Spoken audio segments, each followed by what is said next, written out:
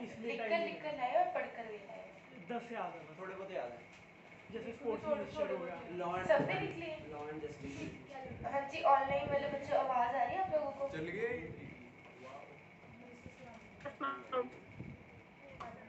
हाँ जी अनीस, आवाज आ रही है? हाँ जी मैम आ रही है। ठीक है, बोर्ड क्लियरली विजिबल है? हाँ जी। ठीक है।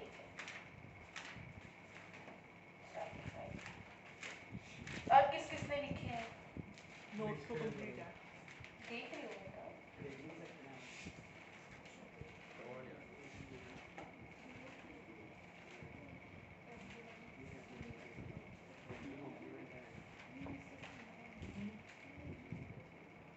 वो कहाँ पर है लेक्चर? हिस्टोरिकल ये तो रहा फर्स्ट वही से शुरू है। मॉडर्न हिस्ट्री वाला। वो नहीं लिखा होगा मैं, आया नहीं था। बट कॉन्स्टिट्यूशन ये से शुरू हुआ। गुड, ये लो। नहीं जी, उन्होंने खुद ही दिखाई थी। मैं तो आपको ही लिखा।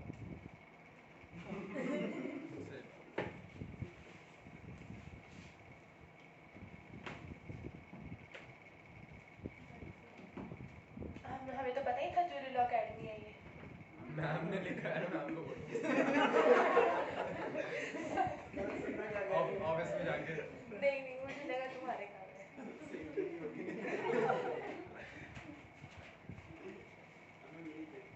अरे वो चेक कर लोगे ना बात कर, क्या तुमको कोई? अच्छा, पूरा जूरी लॉ अकेडमी लिख रहे हैं बात करते करते। तो क्या हुआ? स्लो पता चलता है इससे। अच्छा, और हमने लिखा होता तो तुम लोग तो वेले हो गए।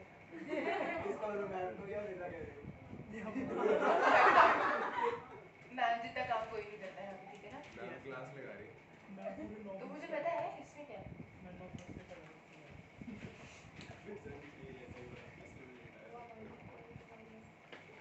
चलो नेक्स्ट टॉपिक स्टार्ट करें। Supreme court of India. कल वाला रिवाइज तो तुम लोग करके नहीं आए तो सुनने का फायदा है नहीं। नहीं कोई बात रिमोट नहीं देना। सुनना मैम, नहीं क्या होगा? चलो ज़्यादा करने का। ज़्यादा टेम्परेचर ज़्यादा या ठंडा ज़्यादा? टेम्परेचर ज़्यादा। चलो हाँ जी बताओ, हिस्टोरिकल बैकग्राउंड तो सबने हमने किया था। फर्स्ट हमारा सुप्रीम कोर्ट कब इस्टेब्लिश हुआ था वैभव? कौन से एक्ट के तहत हुआ था? Supreme Court 1774। हाँ। एक साल कब एक्ट का? Regulating Act of 1773। लिखो, first Supreme Court establish the Regulating act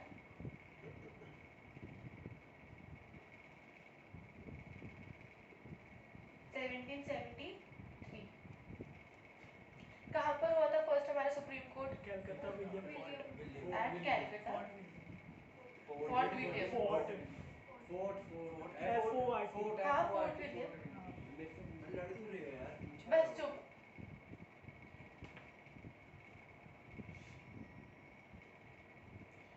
इसके बाद हुआ था हमारा गवर्नमेंट ऑफ इंडिया एक्ट 1935 के तहत फेडरल कोर्ट इस्टेब्लिश।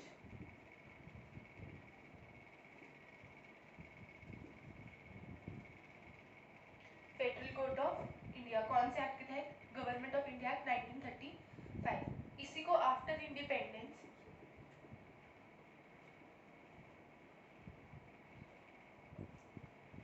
ऑन 28 जनवरी 26 को हम आज़ाद हुए। 2 दिन बाद हमने हमारा क्या इस्टेब्लिश किया? Supreme court at new Delhi. 35 में कहाँ पे था? दिल्ली में ही था। मतलब वो सेम ही है। हाँ जी। आफ्टर इंडिपेंडेंस में आफ्टर रिपब्लिक कॉन्स्टिट्यूशन की आफ्टर इंडिपेंडेंस।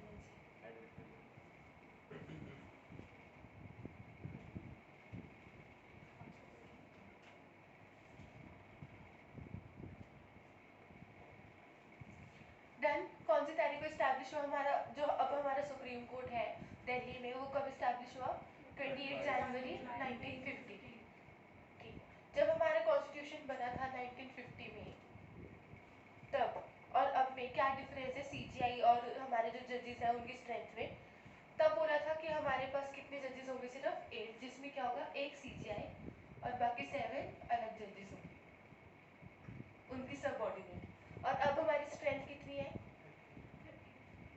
34, जिसमें एक क्या है हमारे CGI और 33 हमारी क्या है अदर जजेस। और ये स्ट्रेंथ का क्वेश्चन बार बार आता है कि अब हमारे सुप्रीम कोर्ट की स्ट्रेंथ कितनी है, इंक्लूडिंग CGI या एक्सक्लूडिंग CGI।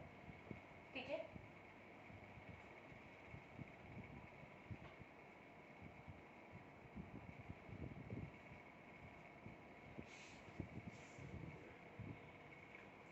नेक्स्ट लाइन लिखो, India has unified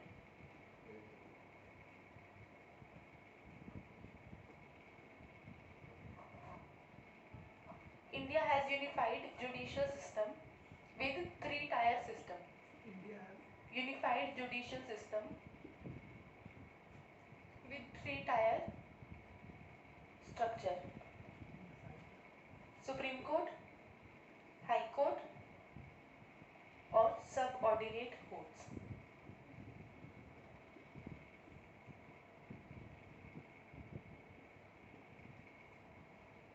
India has unified judicial system with 3-tier structure.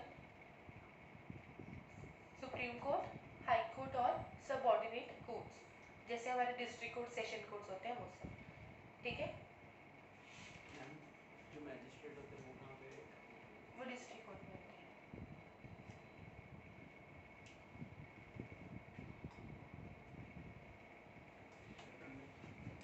सिर्फ डिस्ट्रिक्ट कोर्ट में होता है?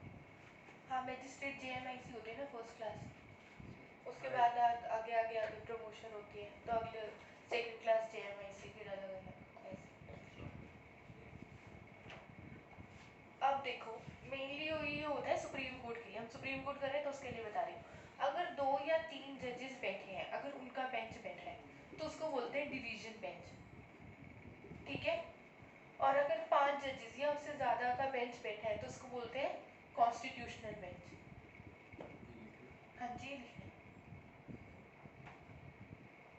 मैम सीट चेंज करनी अगर बोर्ड पे रिफ्लेक्शन पड़ती है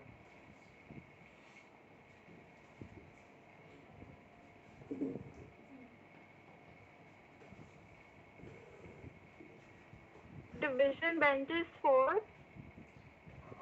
हाँ जी मिस, क्या पूछ रहे हो, फिर से रिपीट करना है।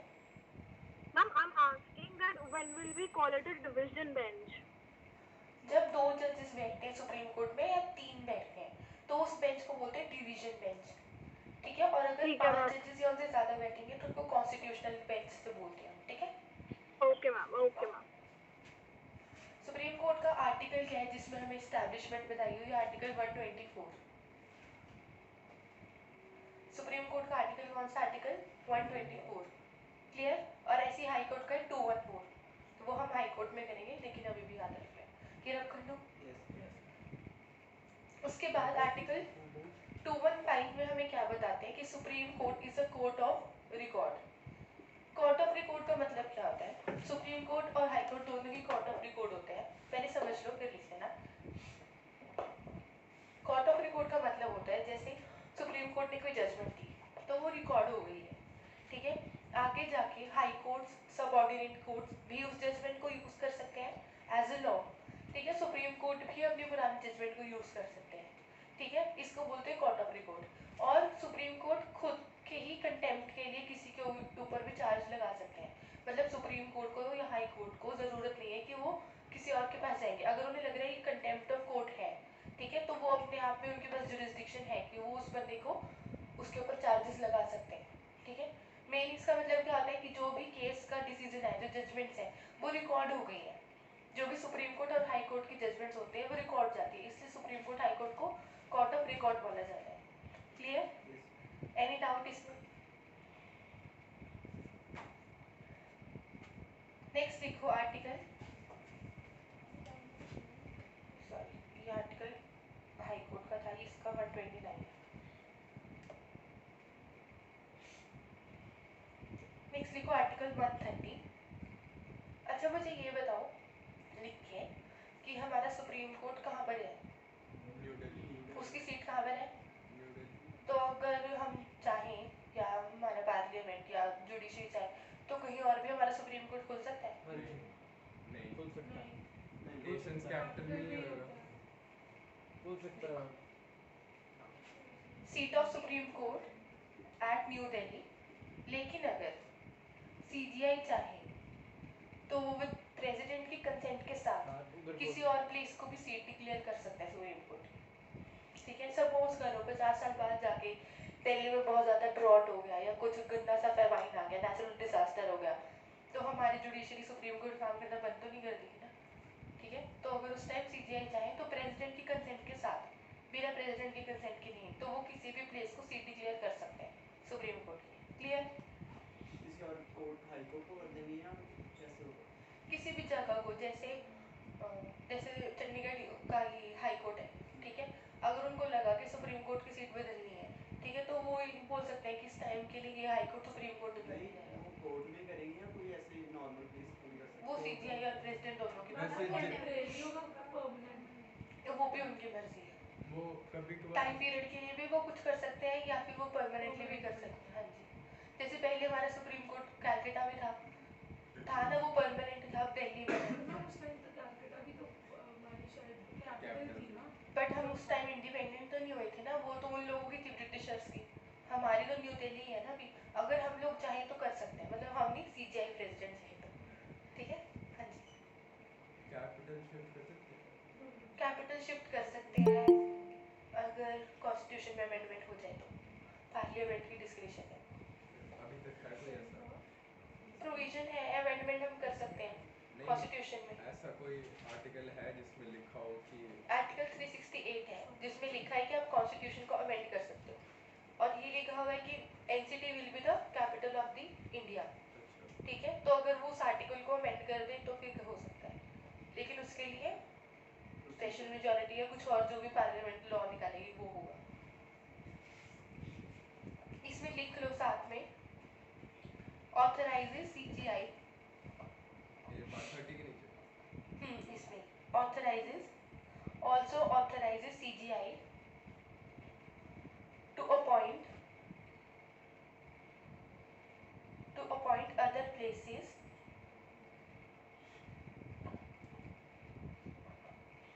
as the seat of the Supreme Court.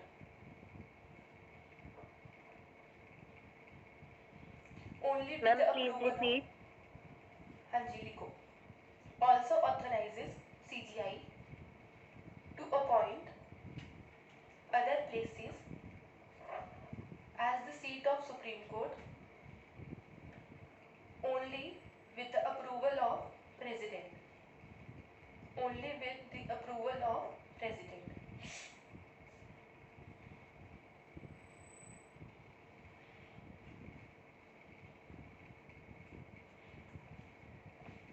अब अपॉइंटमेंट ऑफ जजेस कैसे होती है सुप्रीम कोर्ट में?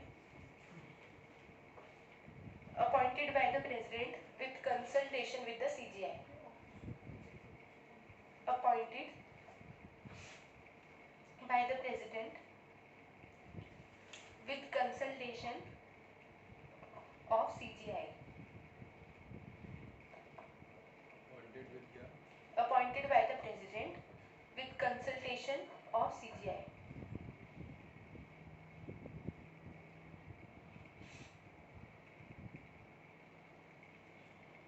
क्वालिफिकेशन लिखो क्या होना चाहिए। सीजीआई कैसे होता था?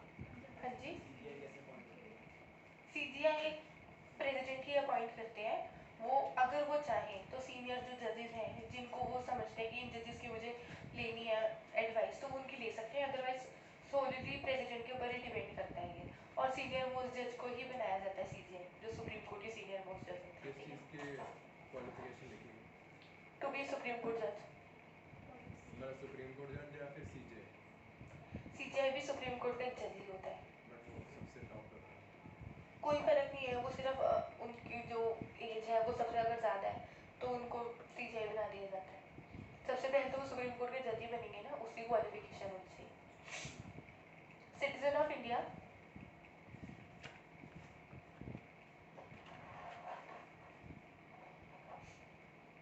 सेकंड लिखो, जज of high court for 5 years और advocate of high court for 10 years। या तो वो किसी भी हाई कोर्ट की 5 साल तक जज रही हो एडवोकेट रहे हो प्रैक्टिस में, ठीक है, तो वो एलिजिबल है, वो क्वालिफाइड है क्या बनने के लिए, सुप्रीम कोर्ट के जज के, जज फॉर हाई कोर्ट, जज of high court for 5 years और advocate of high court for 10 years, या फिर लॉयर ही करें तो बन ही सकता, हाँ जी सिर्फ लॉयर तो फिर बन ही नहीं सकता, लॉयर प्रैक्टिसिंग नहीं होते ना, तो वो तो फिर बन ही नहीं सकता। नहीं डिग्री लेने से इसलिए कुछ नहीं होता, ठीक है, या फिर अगर तुम डिग्री लेके एस्टिंग्विश्ड जूरिस्ट हो प्रेसिडेंट की नज़रों में, तो भी वो तुम्हें सुप्रीम कोर्ट का जज डिक्लेयर कर सकता है, जैसे कि What is the third one? Third is the distinguished jurist, कोई आप बहुत ही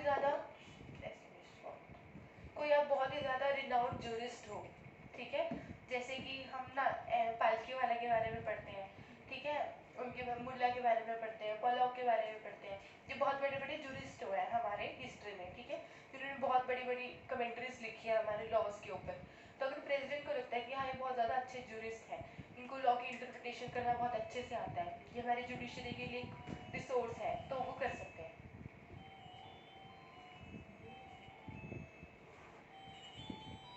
समझ आया? हाँ जी, ऑनलाइन में जिन्होंने पूछा उन्हें समझ आया? Yes, ma'am. ये जूरिस्ट वाला क्या है? या तो आप एडवोकेट रहे हो 10 साल के लिए किसी भी हाई कोर्ट हाँ के, जी। या आप किसी भी हाई कोर्ट के 5 साल के लिए जज रहे हो, या फिर प्रेसिडेंट की नज़रों में आप कोई बहुत ही अच्छे जूरिस्ट हो, jurist in the opinion of president, jurist in the opinion of president. Jurist का क्या मतलब? जूरिस्ट का मतलब होता है जो हमारे लॉ को इंटरप्रेट करते हैं, ठीक है, जैसे हम जूरी बोलते हैं, जो बैठे होते थे पहले के टाइम में, क्या होता था, एक जज होता था, बाकी होती थी जूरी, ठीक है, जूरी अपना जो ओपिनियन होता था वोट वगैरह करके वो जज को देती थी, फिर जज उस पर डिसीजन देता था, ठीक है, पहले होता था, लास्ट के जिसका वो था रुस्तम वाला, M.K. नानावटी वाला, हाँ, तो वो जूरी क्या करती थी, हमारे लॉ को इंटरप्रेट करना, केसेस को इंटरप्रेट करना, तो अगर उसमें से लगा किसी को, जैसे प्रेसिडेंट को लगा कि ये जूरिस्ट बहुत अच्छे हैं, ठीक है, तो वो उनको भी अपॉइंट कर सकते हैं, ठीक है। नेक्स्ट पॉइंट लिखो क्वालिफिकेशन में कि कोई भी मिनिमम एज नहीं होती जज बनने के लिए सुप्रीम कोर्ट की, no minimum year age, age होती है, बाकी जो बाकी सारे बनते हैं उनके 35 और अबव चाहिए होती है किनकी, एज, जो बाकी प्रेसिडेंट वगैरह या कोई प्रेसिडेंट की 35, राज्यसभा के लिए 30, लोकसभा के लिए 25, इनकी मिनिमम नहीं होती, इनकी होती है मैक्सिमम, इनकी रिटायरमेंट की एज होती है, ठीक है, देखो no minimum age as a जज of for appointment as a जज ऑफ सुप्रीम कोर्ट,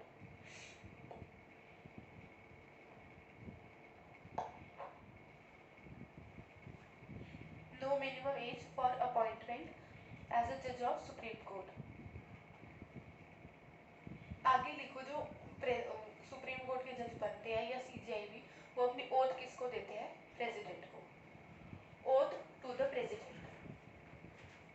आपका नाम क्या है? श्रद्धा, इशिता, और आपका? आप लोग नए स्टूडेंट, आप लोग समझ आ रहा है ना क्या चल रहा है, कुछ भी ना आए डाउट हो तो मुझसे पूछ लेना, ओथ है फिर कुछ भी, ठीक है, अपॉइंटमेंट वगैरह मैक्सिमम एज करेंगे, पहले ओथ लिखो, ओथ किसको देते हैं वो, प्रेसिडेंट को। नेक्स्ट देखो उनका टेन्योर कितना होता है,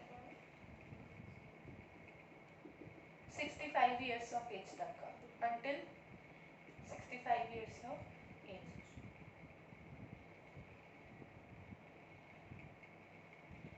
अगर इनको रिजाइन करना हो तो वो किसको करेंगे, प्रेसिडेंट को। प्रेसिडेंट को।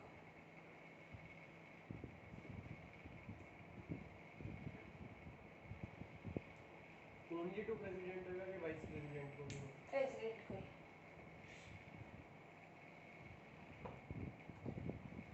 वोट भी सिर्फ प्रेसिडेंट को या हाँ जी, नहीं प्रेसिडेंट अगर चाहे किसी बंदे को अपॉइंट करे तो वो भी कर सकता है, लेकिन रेजिग्नेशन प्रेसिडेंट को दी है। इतना कंफ्यूज मत करो तुम, president to president, president to president बस। लेकिन अगर इनको रिमूव करना हो सुप्रीम कोर्ट के जजेस को, तो रिमूव किया जा सकता है पार्लियामेंट की रिकमेंडेशन पर। एक ही ग्राउंड होता है या तो मिसबिहेवियर या फिर इनकैपेसिटी, ठीक है, प्रूव्ड मिसबिहेवियर और इनकैपेसिटी लिख लो। रिजाइन और कैन बी रिमूव्ड, और can be removed from his office Can be removed from by the president, or can be removed from his office by the president on the recommendation of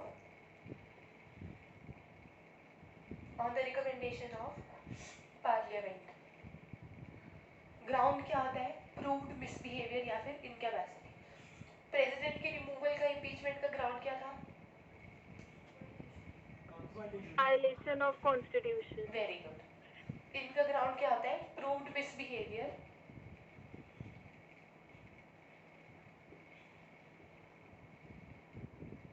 misbehaviour specified है या नहीं? नहीं, ये parliament की recommendation पर depend करेगा। सिर्फ parliament की रिकमेंडेशन पे प्रेसिडेंट उठा सकते हैं या फिर अपनी डिस्क्रिप्शन? नहीं, सिर्फ पार्लियामेंट की रिकमेंडेशन पर, अपनी डिस्क्रिप्शन पर। इनकैपेसिटी कैसे? इनकैपेसिटी अगर पार्लियामेंट को लगे कि ये जज अब जैसे अनसाउंड माइंड को हो गई है काम करते करते, या फिर इनकेपेबल हो गए हैं साउंड डिसीजन लेने के लिए इसीलिए, ठीक है। जो इसका प्रोसीजर है रिमूव करने का, प्रोसीजर फॉर रिमूवल वो हमें कहाँ दिया हुआ है? कॉन्स्टिट्यूशन में तो दिया नहीं होगा, वहाँ तो सिर्फ ग्राउंड दिया है, पर वो हमें दिया हुआ है द जजेस इंक्वायरी एक्ट 1968। द जजेस, ये एक्ट है जिसके अंदर हमें प्रोसीजर दिया हुआ है रिमूव करने का। जैसे इम्पीचमेंट का प्रोसीजर तो हमें आर्टिकल 61 में ही दिया हुआ है प्रेसिडेंट के इम्पीचमेंट का। हाँ जी, द जजेस इंक्वायरी एक्ट 1968। कॉन्स्टिट्यूशन में नहीं आता। नहीं, कॉन्स्टिट्यूशन में हमें सिर्फ ग्राउंड दिया हुआ है, प्रोसीजर हमें एक्ट में दिया हुआ है। अब मुझे ये बताओ कि जजेस हमारे जो पहुंचते हैं, जैसे सुप्रीम कोर्ट का कोई जज है, अब सुप्रीम कोर्ट में एक दो जज तो हैं नहीं, बहुत सारे हैं, ठीक है। कौन कौन हाई कोर्ट में एक दो जज तो हैं नहीं, बहुत सारे हाई कोर्ट, बहुत सारे जजेस। सुप्रीम कोर्ट में कौन कौन जाएंगे ये कैसे डिसाइड होता है? मतलब कौन जजेस जाएंगे? अपॉइंट तो प्रेसिडेंट करता है, लेकिन उनको सिलेक्ट कौन करता है? एग्जामिनेशन कौन सा सिस्टम होता है वो? Collegium system. उसमें क्या होता है, सुन लो पहले फिर लिखेंगे। कॉलेजियम सिस्टम में क्या होता है, सीजीआई या फिर सीनियर मोस्ट जजेस सुप्रीम कोर्ट के 3 4 5 ऐसे बैठते हैं, 3 या 5, ठीक है। वो लोग बनाते हैं अपना कॉलेजियम। कॉलेजियम सिस्टम से आज तक हमारे जजेस अपॉइंट होते हैं। वो लोग क्या करते हैं, वो लोग अपॉइंट करते हैं कि ये बंदा सुप्रीम कोर्ट का जज बनेगा, ये बनेगा, ये बनेगा। उनके नाम फिर प्रेसिडेंट को जाता है, वो फिर उन्हें अपॉइंट करता है, ठीक है। तो क्या हो रहा था, by the lapse of time क्या हो रहा था कि जो जजेस बन रहे थे, जैसे अभी हमारे सीजीआई कौन है? चंद्रचूड़। उनसे पहले एक बार उनके फादर भी बन चुके हैं सीजीआई। हाँ जी, हाँ, वाई भी चंद्रचूड़, उनके वो भी बन चुके हैं, ठीक है। तो जैसे बॉलीवुड में हम बोलते हैं ना नेपोटिज्म है, जो डायरेक्टर्स के, जो एक्टर्स के बच्चे हैं वही आ गया है। तो जुडिशरी में भी क्या हो रहा था, जो कॉलेजियम सिस्टम में जजेस बैठते थे वो क्या बोलते थे कि हाँ ठीक है, एक बार जो जुडिशरी में चला गया, उनको तो टैक्टिस सब पता ही है जज बनने के, ठीक है। वो क्या करते थे, सिर्फ अपनी फैमिली वालों को ही, अपने रिलेटिव्स को ही सिलेक्ट करते थे कॉलेजियम सिस्टम में। अब क्योंकि वो उसमें से बाहर का कोई भी बंदा नहीं है, सिर्फ जजेस ही हैं उसमें सुप्रीम कोर्ट के, तो क्या हो रहा था इतने सालों से सिर्फ और सिर्फ एक ही फैमिली से या एक ही ग्रुप से, जहाँ से पहले से जजेस आ रहे हैं या जहाँ से पहले से एडवोकेट्स हैं, वहीं से जजेस निकल रहे थे सुप्रीम कोर्ट के लिए। तो हमारी गवर्नमेंट ने क्या कहा कि कॉलेजियम सिस्टम बंद होगा, एनचैक लेकर आएंगे हम, यानी नेशनल जुडिशियल अपॉइंटमेंट कमेटी। उसमें क्या होगा, एक हमारे सीजीआई होंगे, एक लॉ मिनिस्टर होंगे, ठीक है, एक शायद प्रेसिडेंट होंगे, आई डोंट थिंक तो प्रेसिडेंट होंगे, नहीं होंगे, हाँ सॉरी, एक सीजीआई होंगे, एक लॉ मिनिस्टर होंगे, एक सीनियर मोस्ट जज होंगे सुप्रीम कोर्ट के, और 2 अलग से ऑफिसर्स अपॉइंट होंगे जिनको पार्लियामेंट अपॉइंट करेगी। ये पांचों बंदे मिलके एनचैक बनाएंगे और ये क्या करेंगे, फिर जजेस को अपॉइंट करेंगे। लेकिन सुप्रीम कोर्ट ने क्या बोला कि ये तो अनकॉन्स्टिट्यूशनल है, आप ऐसे जुडिशरी के इंडिपेंडेंस पे इंटरफेयर कर रहे हो। तो उन्होंने एनजेक को क्या कर दिया, अनकॉन्स्टिट्यूशनल डिक्लेयर कर दिया। क्लियर? तो ये लैंड के लिए बहुत ज़्यादा इंपॉर्टेंट टॉपिक है। तो ऐसे तो कोई भी लेजिस्लेचर जुडिशरी के लिए कोई एक्ट बना ही नहीं सकती अगर वो जुडिशरी को अच्छा नहीं लगा। वही तभी जुडिशरी जो हमारा पार्लियामेंट है उसमें चलती रहती है। जैसे कि दिल्ली के लिए अभी जुडिशरी ने बोला था कि उसमें जो जो भी एडमिनिस्ट्रेशन का वर्क है वो स्टेट गवर्नमेंट के अंडर होगा। लेकिन रिसेंटली पार्लियामेंट ने क्या पास किया, दिल्ली एडमिनिस्ट्रेशन एक्ट ऐसा करके कुछ, जिसमें क्या होगा कि जो यूनियन गवर्नमेंट है उसके अंडर सारा एडमिनिस्ट्रेशन वर्क आएगा। ठीक है, जिसको अपोज करने के लिए मनमोहन सिंह व्हील चेयर में बैठ के पार्लियामेंट गए थे, अगर तुमने न्यूज़ देखी हो तो। देखते हो न्यूज़? देखता हूँ पढ़ते हो न्यूज़पेपर? उसमें आया होगा।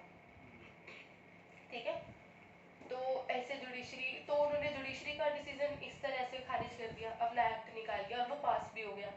बिल था वो, एक्ट भी बन गया, सिर्फ प्रेसिडेंट का सेंट होना बाकी है। के लिए भी फिर एक्ट निकाल देते वो निकाल सकते हैं फिर से, अगर हमारी लेजिस्लेचर चाहे, पार्लियामेंट चाहे तो वो कर सकते हैं। फिर सुप्रीम कोर्ट का तो वो तो चीटिंग होगी। नहीं, ऐसा नहीं होता। जैसे कि वो था केसवनंदा भारती वाला केस था, उसमें 42nd अमेंडमेंट की बहुत सारी प्रोविजंस को डिलीट कर दिया गया था कि आपने बेसिक स्ट्रक्चर के साथ छेड़छाड़ की है। जुडिशियल रिव्यू 42nd अमेंडमेंट में हटा दिया गया था कि जो जुडिशियल रिव्यू में क्या होता है कि जो हमारी जुडिशरी है वो किसी भी लॉ को लेजिस्लेचर ने जो बनाया है उसको एग्जामिन कर सकती है, उसकी कॉन्स्टिट्यूशनैलिटी को चेक कर सकती है कि कॉन्स्टिट्यूशन पे बेस्ड है नहीं है। अगर वो अनकॉन्स्टिट्यूशनल है तो वो उसको अनकॉन्स्टिट्यूशनल डिक्लेयर करके ख़त्म कर सकती है।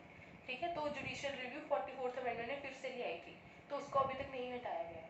ठीक है, ऐसे ही जैसे उसने उस केस ने बेसिक स्ट्रक्चर को बोल दिया कि नहीं आप छेड़छाड़ कर सकते, तो अब तक नहीं हुआ है। लेकिन सपोज करो आगे जाके पार्लियामेंट में कुछ ऐसे पार्टीज आ गई जिन्होंने सोचा कि नहीं, जैसे इंदिरा गांधी ने किया था कि पार्लियामेंट की पावर को कम कर लिया जुडिशरी, तो उन्होंने जुडिशरी की पावर्स को कम कर दिया था, पार्लियामेंट को बढ़ा दिया था। तो ऐसे चलता रहता है। जुडिशरी की पावर को कैसे कम कर सकते हैं, वो तो जुडिशियल रिव्यू खत्म कर दिया था ना। पर वो तो एंड में तो उसके पास ही जाएगा ना, एससी के पास, कि वो उस चीज़ को मतलब खारिज करते हैं। नहीं नहीं, ऐसा नहीं होता। बिल पास हुआ लोकसभा में, राज्यसभा में प्रेसिडेंट का सेंट मिल गया, एक्ट बन गया। जुडिशियल रिव्यू में क्या होता था कि जो हमारी सुप्रीम कोर्ट है वो चेक कर सकती है कि जो लॉ है कॉन्स्टिट्यूशनल है नहीं है। 42nd उन्होंने अमेंडमेंट की कॉन्स्टिट्यूशन में, उसमें क्या किया, जुडिशियल रिव्यू को ही हटा दिया, ये प्रोविजन ही हटा दिया कि जुडिशियल रिव्यू हो सकती है। ठीक है, समझे? तो 44th अमेंडमेंट में वो वापस आ गया था केशवानंदा भारती केस में। समझ आया इतना? एनजेक के बारे में लिख लो। हाँ जी, ऑनलाइन स्टूडेंट समझ आया? Yes, ma'am. अनमोल, Yes, भाविका, ma'am.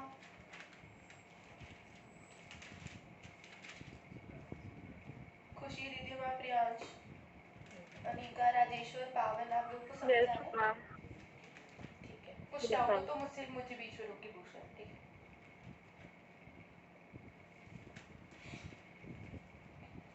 जो लॉ मिनिस्टर है वो क्या करता है, क्या मतलब?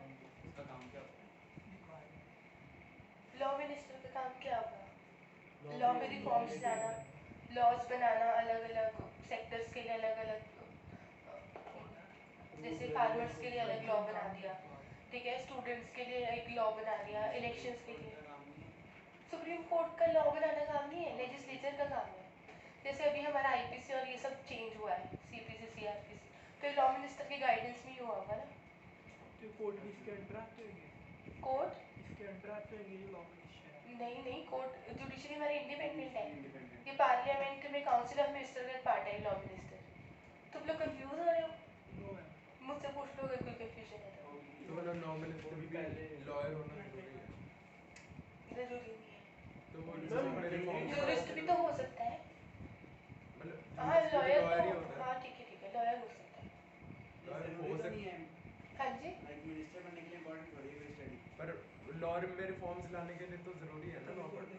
वो पार्टी वालों को देखना पड़ेगा कि अगर ये बंदा लॉ बैकग्राउंड से है तो इसे बना सकते हैं, अगर इसको लॉ की नॉलेज है तो मान लो बना अगर सकते उस हैं। पार्टी में कोई लॉ की नॉलेज या बैकग्राउंड वाला नहीं है तो फिर भी किसी को बना देते हैं, तो ये गलत नहीं होगा एक तरह से? यस मैम, मैम वो काउंसिल ऑफ मिनिस्टर, जिसे वो जिसे नॉलेज ही नहीं है उसे उससे क्या लॉ फायदा मिनिस्टर बना बना देंगे? दिया। ऐसे तो prime minister council of minister के हेड होते हैं, उनको क्या नॉलेज चाहिए होती है? 25 साल की एज होनी चाहिए बस, और सिटीजन होनी चाहिए बस फिर वो तो लीडरशिप की तो अलग बात है but लीडर ही तो सबसे ज्यादा एमिनेंट होना चाहिए ना। हाँ बट मतलब लीडर को तो लीड करने की नॉलेज होनी चाहिए ना, उसे बाकी जिस फील्ड में लीडर है उस फील्ड की जिस नॉलेज तो फील्ड होनी के चाहिए। बंदे होते हैं उसी फील्ड के बंदे को मिनिस्टर बनाया जाता है, ऐसे ही किसी को चलते फिरते को नहीं बनाया दिया जाता, ठीक है? उनको पूरी मिनिस्ट्री संभालनी है, इसलिए उनको भी है इतनी अकल तो ऐसे बनाने तो वालों को। उसको वो नहीं बना दिया था एजुकेशन मिनिस्टर, वो जो टीवी एक्ट्रेस थी कौन टीवी एक्ट्रेस? स्मृति ईरानी।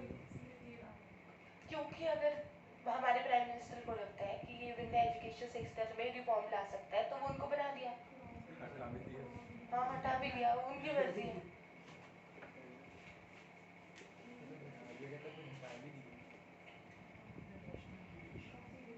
तो जो कैबिनेट मिनिस्टर होता है उनको पीएम ऐसी अपनी मर्जी से हटा सकता है।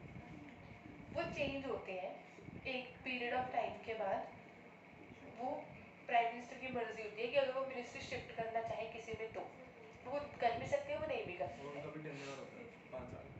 नहीं, टेन्योर की जरूरत नहीं, वो बीच में भी शिफ्ट कर सकते हैं अगर प्रेसिडेंट को लगे तो, प्रेसिडेंट को एडवाइस करके, ठीक है? सुप्रीम कोर्ट में ये सुप्रीम कोर्ट में क्या अच्छा ठीक है। ये एक्ट है जो हमारे लेजिस्लेचर ने निकाला था, ठीक है? इस एक्ट के बारे में समझ तो आ गया ना सब? लास्ट में बस एक लाइन लिख लो, बट सुप्रीम कोर्ट एक सेकंड मैम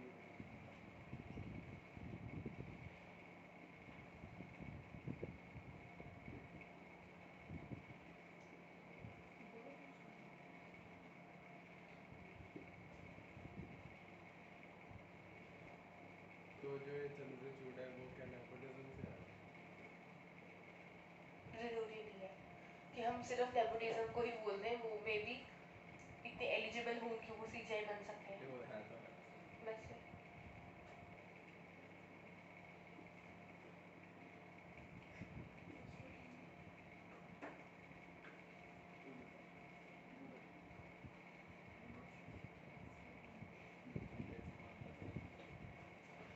एक कॉन्स्टिट्यूशनल बेंच बैठा था इसमें 5 जजेस का, जिसमें 4:1 क्या किया, 4 जजेस ने बोला कि कोलेजियम सिस्टम ठीक है, एक ने बोला एनसेक, तो 4:1 में कोलेजियम सिस्टम को अपहेल्ड किया गया और एनसेक को स्ट्रक डाउन कर दिया गया as calling it unconstitutional.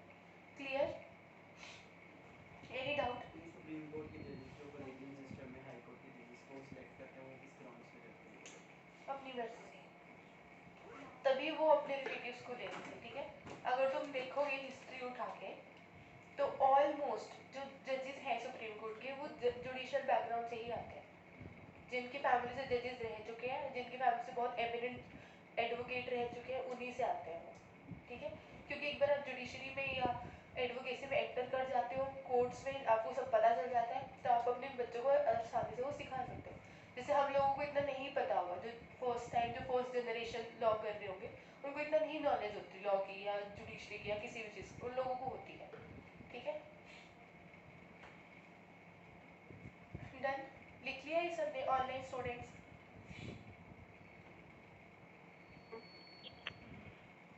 Yes, ma'am. ठीक है, सुप्रीम कोर्ट समझ आया? नेक्स्ट करते हैं हम हमारा हाई कोर्ट।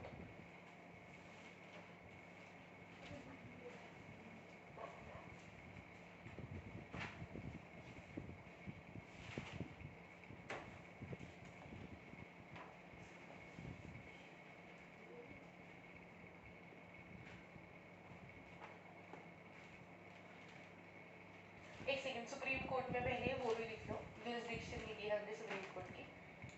जुरिसडिक्शन तो पूरे इंडिया की होती है, सुप्रीम कोर्ट की। अलग अलग टाइप्स की होती है, जैसे ओरिजिनल, एपीलेट, एडवाइजरी, रिट। कितनी है? छोटी होती है? नहीं नहीं, बढ़िया। हाई कोर्ट की हेडिंग कट कर दो, अच्छा अच्छे से लिखेंगे। हाँ जी, पेज फाड़। पहले समझ लो। नहीं, पेज क्यों फाड़ रहे हो, कैसी बातें करते हो? कहती बड़ी मुश्किल से लिखी थी हेडिंग। कोई बात नहीं, कोई बात नहीं। हाँ जी, जुरिसडिक्शन का मतलब क्या होता है? हाँ जी, जुरिसडिक्शन का मतलब क्या होता है? कहाँ तक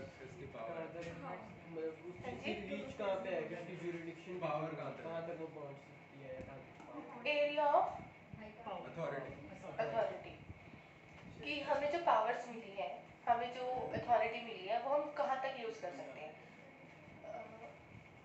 आपका नाम क्या है? अनामिका। आपको समझ आ रहा है ना? लिखो कितने टाइप की जुरिस्डिक्शन होती है। मेन तो ओरिजिनल, एपेलेट और एडवाइजरी। एडवाइजरी मैंने तुम्हें 143 आर्टिकल पहले भी बताया था कि अगर प्रेसिडेंट चाहे तो वो सुप्रीम कोर्ट से एड एंड एडवाइस कर सकते हैं किसी भी लीगल इशू पे, किसी भी लीगल मैटर पर। ठीक है, वो हो गई उनकी एडवाइजरी जुरिस्डिक्शन। लेकिन वो Ma'am, we're advice doing jurisdiction of Supreme Court. क्या बोल रहे हो नीसा? मैम हम अभी jurisdiction of Supreme Court कर रहे हाँ हैं. जी, सुप्रीम कोर्ट की जुरिस्डिक्शन कर रहे हैं। ये हाई कोर्ट पे भी होती है अप्लाई, लेकिन हम उसके लिए करेंगे, सुप्रीम कोर्ट के लिए। ठीक है, Okay, ma'am. हाँ जी लिखो जुरिस्डिक्शन ऑफ सुप्रीम कोर्ट। पहली होती है ओरिजिनल जुरिस्डिक्शन। पहले लिख लो फिर समझाऊंगी। ठीक है,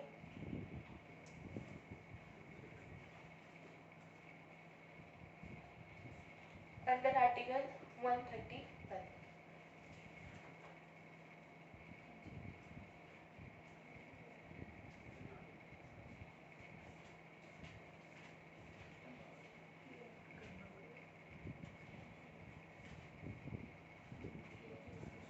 धीरे-धीरे याद होगी ये। धीरे-धीरे याद होगी जब हाँ जी आयुष, क्या बातें हो रही है? नाउ मुझसे पूछो। हाँ जी, रिट जुरिस्डिक्शन इसके अंदर ही आती है, ओरिजिनल के अंदर ही। आर्टिकल 32 इसके अंदर ही आता है, फंडामेंटल राइट्स इन्फोर्स करवाने के लिए।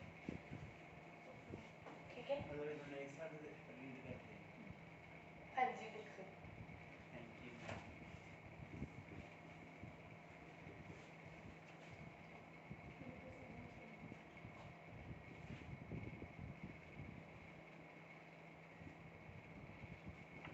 Excuse me, ma'am.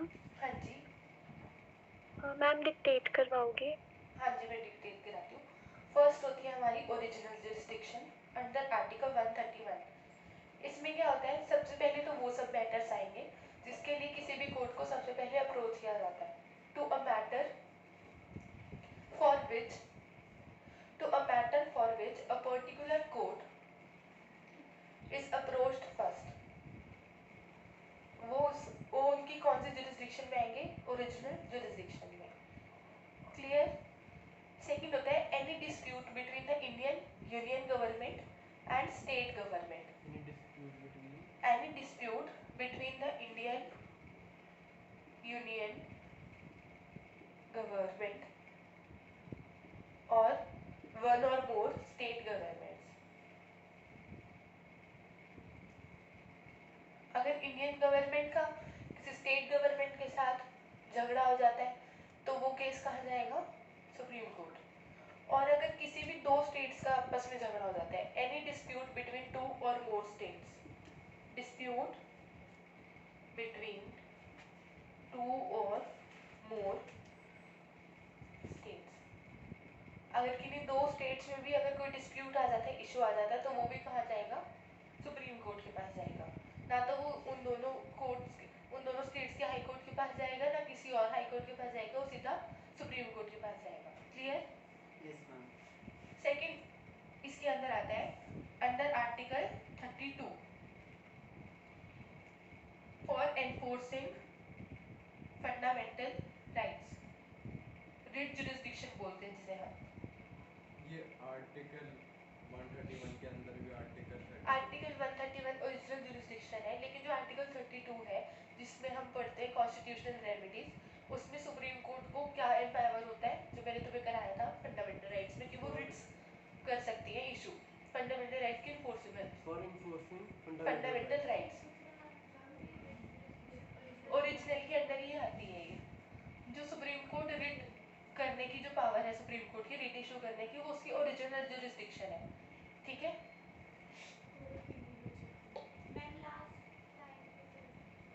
Under article 32 writ jurisdiction for enforcing fundamental rights.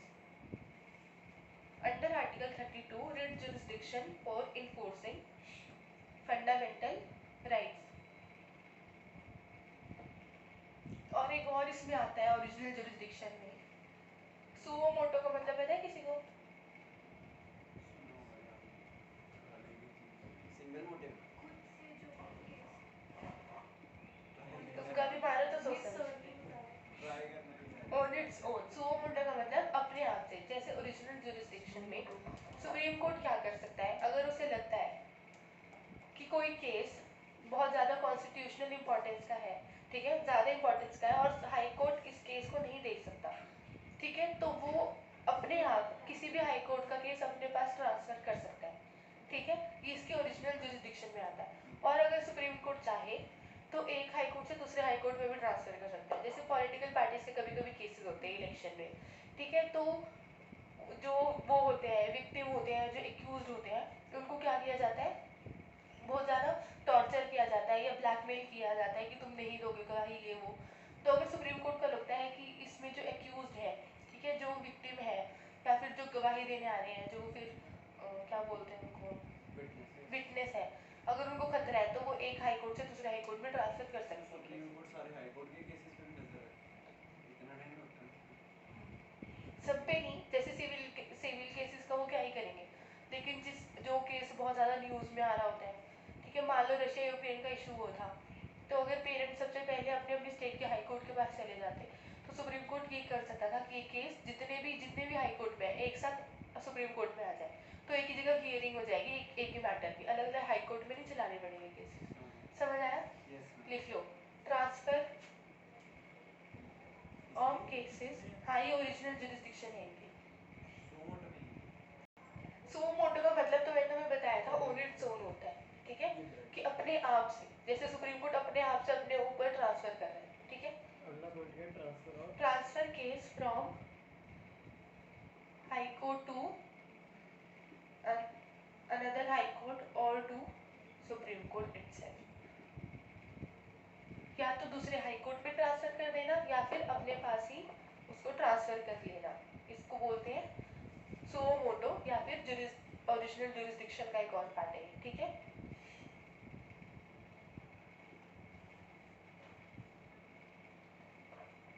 Done, रब कर दूं। नेक्स्ट हमारे पास है एडवाइजरी जुरिस्डिक्शन।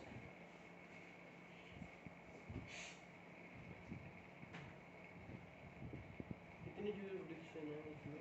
3।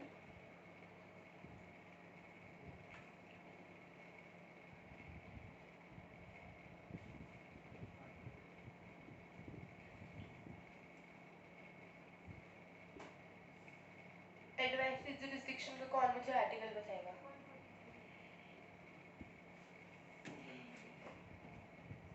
आर्टिकल 143 लिखो, president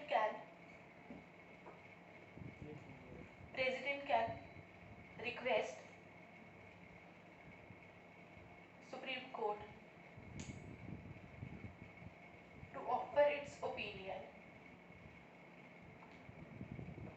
president can request Supreme Court to offer its opinion on any issue of law or fact. To offer its opinion On any issue of law or fact. issue of law or Fact. Then third है हमारे पास appellate jurisdiction. हाँ जी,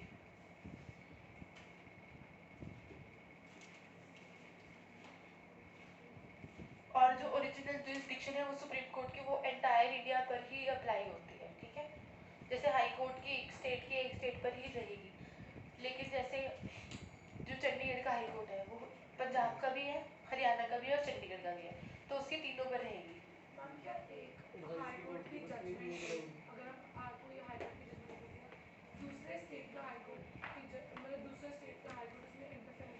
नहीं, supreme court कर सकता है, वही appellate jurisdiction में है। Supreme Court is a court of appeal. Suppose करो तुम्हारा हाई कोर्ट में कोई, हाँ जी, आर्टिकल 133 से 136, article 133 to 136, Supreme Court is a court of appeal. Supreme Court is the court of appeal. वहाँ पे कुछ सीधा नहीं मैम है। इसमें आर्टिकल 3 क्यों बढ़ गए? इसमें 3 आर्टिकल है बाकियों के साथ। 3 आर्टिकल्स तक एपरेट जुरिस्डिक्शन है तो 3 आर्टिकल्स आएंगे। वहाँ पे कोई सीधा नहीं जा सकता बड़ा है इससे। कुछ मतलब जा सकते हैं फंडामेंटल राइट की वायलेशन के लिए, बस डायरेक्ट हम fundamental सुप्रीम कोर्ट के पास जा सकते हैं। हाँ जी। सिर्फ बस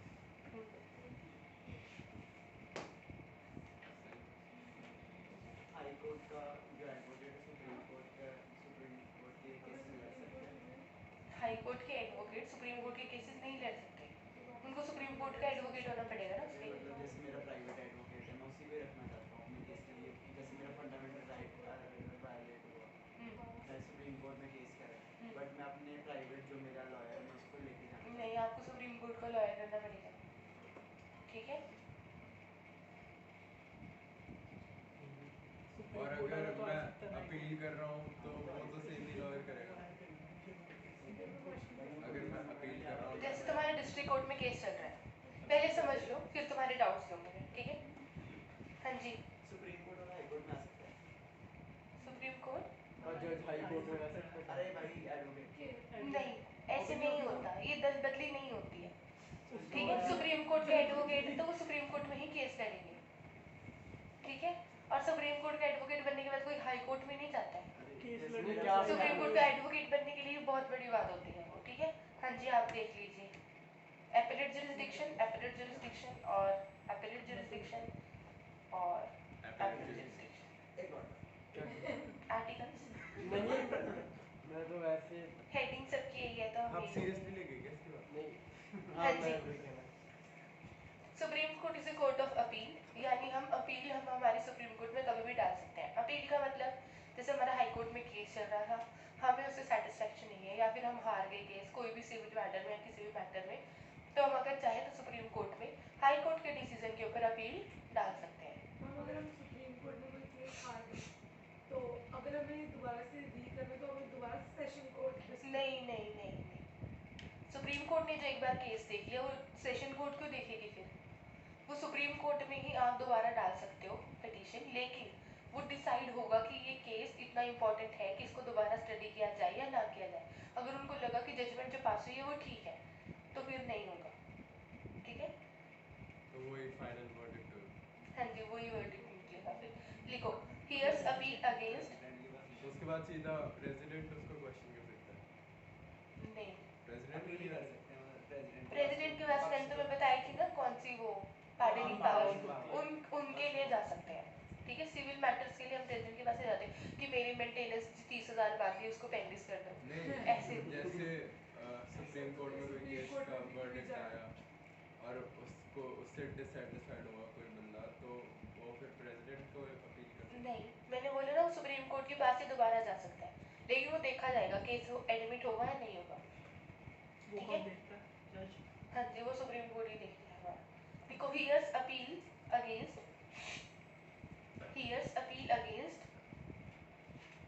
judgments of the lower courts. Hears appeal against judgments of the lower courts.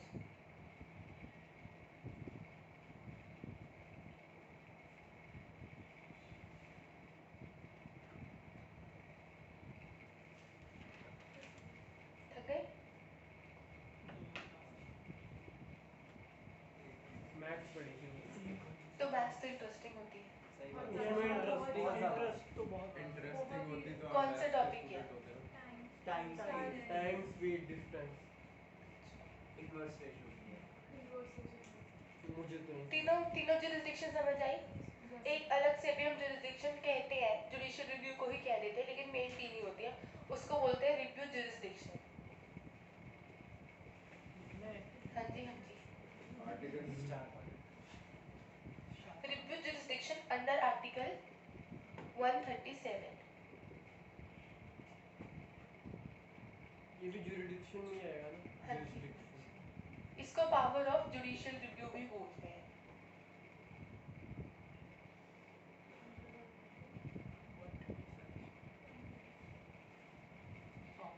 Review jurisdiction में क्या होता है, जो सुप्रीम होता है वो अपने ही डिसीजंस को फिर से रिव्यू कर सकता है। जैसे कि मान लो केशवानंद भारती का हमारा केस हुआ था बेसिक स्ट्रक्चर डॉक्ट्राइन वाला, ठीक है। उसमें सुप्रीम कोर्ट ने बोला बेसिक स्ट्रक्चर आप नहीं छेड़ सकते अमेंडमेंट के थ्रू भी। आगे जाके सुप्रीम कोर्ट को लगा कि नहीं ये तो गलत है, ये केस हमें ऐसी जजमेंट नहीं देनी चाहिए थी, तो वो अपनी ही पुराने जजमेंट को रिव्यू कर सकता है, उन्हें चेंज भी कर सकता है। इसको बोलते हैं उनकी रिव्यू जुरिस्डिक्शन किसी भी केस को लेकर, ठीक है। सपोज करो सुप्रीम कोर्ट ने एक बार वो दिया डिसीजन कि फादर की प्रॉपर्टी में सिर्फ बेटों का राइट होगा, बहुत सालों पहले 10-20 साल पहले जब हम इंडिपेंडेंट हुए थे तब वही चलता आ रहा था, क्योंकि कोर्ट ऑफ रिकॉर्ड है सुप्रीम कोर्ट, जो पुराने डिसीजन हैं वही आगे अप्लाई होंगे। अगर जैसे एक केस आया उसके डिसीजन हो गया है, ठीक है, उसकी वर्डिक्ट निकल गया, उसका रिकॉर्ड बन गया है, उसके बाद वैसे वैसे सिमिलर केसेस आ रहे हैं, तो बार बार उनकी वो नहीं होती, बार बार उनकी एग्जामिनेशन नहीं होती, बार बार उनकी लंबे लंबे वो नहीं चलती हैं, ठीक है। उसमें वही डिसीजन अप्लाई कर दिया जाता है डायरेक्टली, ठीक है। तो आगे जाके सुप्रीम कोर्ट को लगा कि नहीं सिर्फ सन्स को की डॉटर्स को भी राइट होना चाहिए, तो वो अपने ही उसको क्या कर सकते हैं, जजमेंट को रिव्यू कर सकते हैं। इसको बोलते हैं रिव्यू जुरिस्डिक्शन। जो पहले जिनको जैसे मिल गया था उनको चेंज होगा या नहीं, उनको हो गया, अब नेक्स्ट वालों के ऊपर अप्लाई होगी, ठीक है।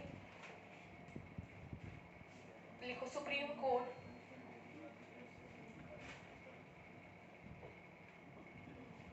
gives Supreme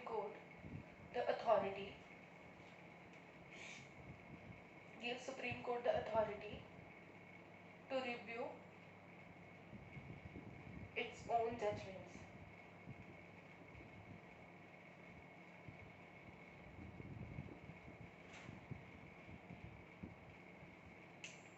Gives Supreme Court the authority to review its own judgments.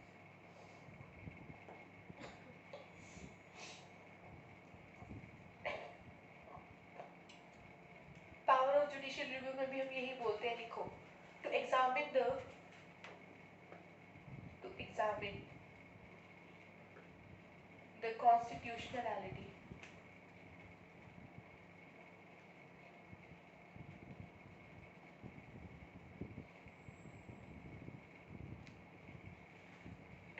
the constitutionality of legislative enactments.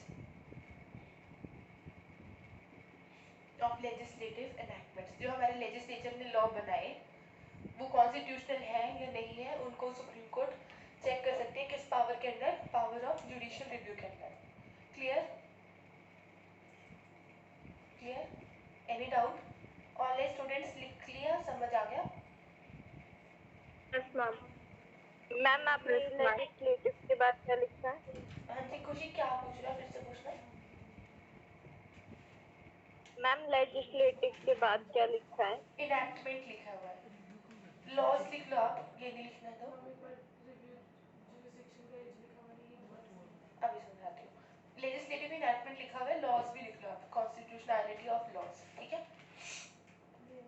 फिर रिव्यू जुरिस्डिक्शन में क्या होता है, सुप्रीम कोर्ट ने कोई भी अपना डिसीजन दे दिया, अब सुप्रीम कोर्ट हमारा क्या है, कोर्ट ऑफ रिकॉर्ड है, वो डिसीजन आगे आगे आगे आगे जो जजेस होंगे वो उसको अप्लाई करते जाएंगे नए केसेस पर, ठीक है।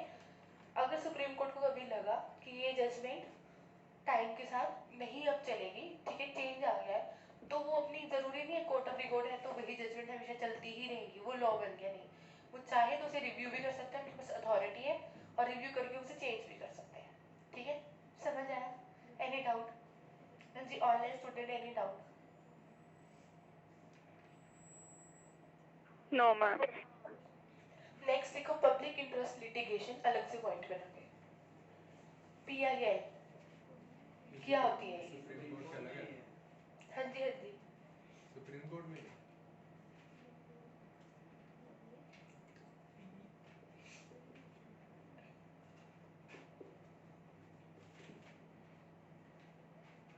Public interest litigation PIL।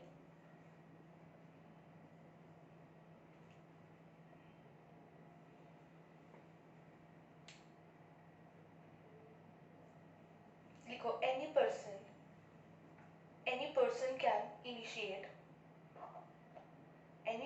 can initiate a proceeding on behalf of the aggrieved person person तो proceeding on behalf of the aggrieved person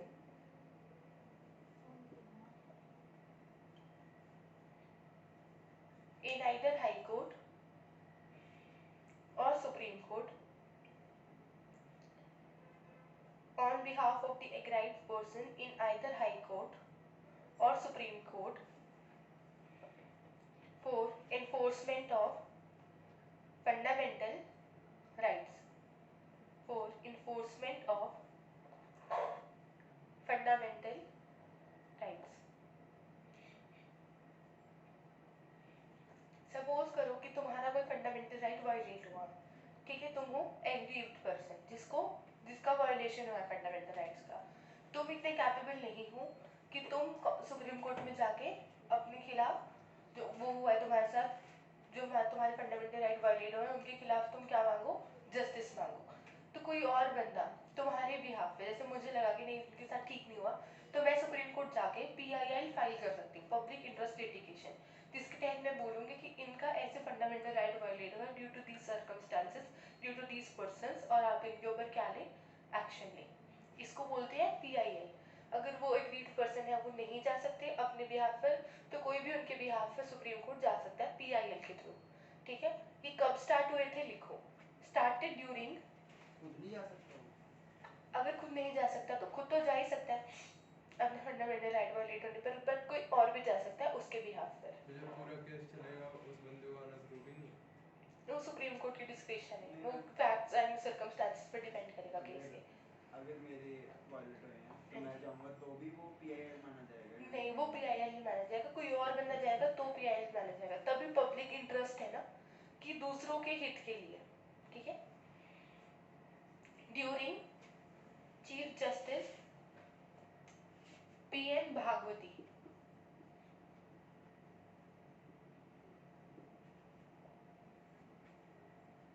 during Chief Justice P.N. Bhagwati's tenure, PIL was started.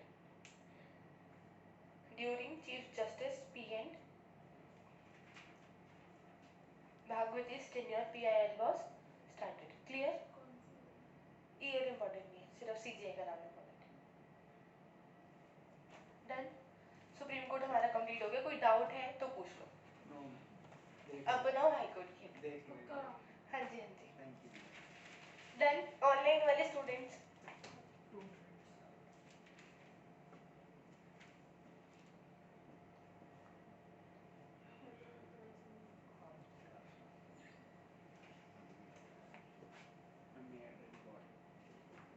Sure. Article 214 Establishment of High Court. Article 214 Establishment of High Court.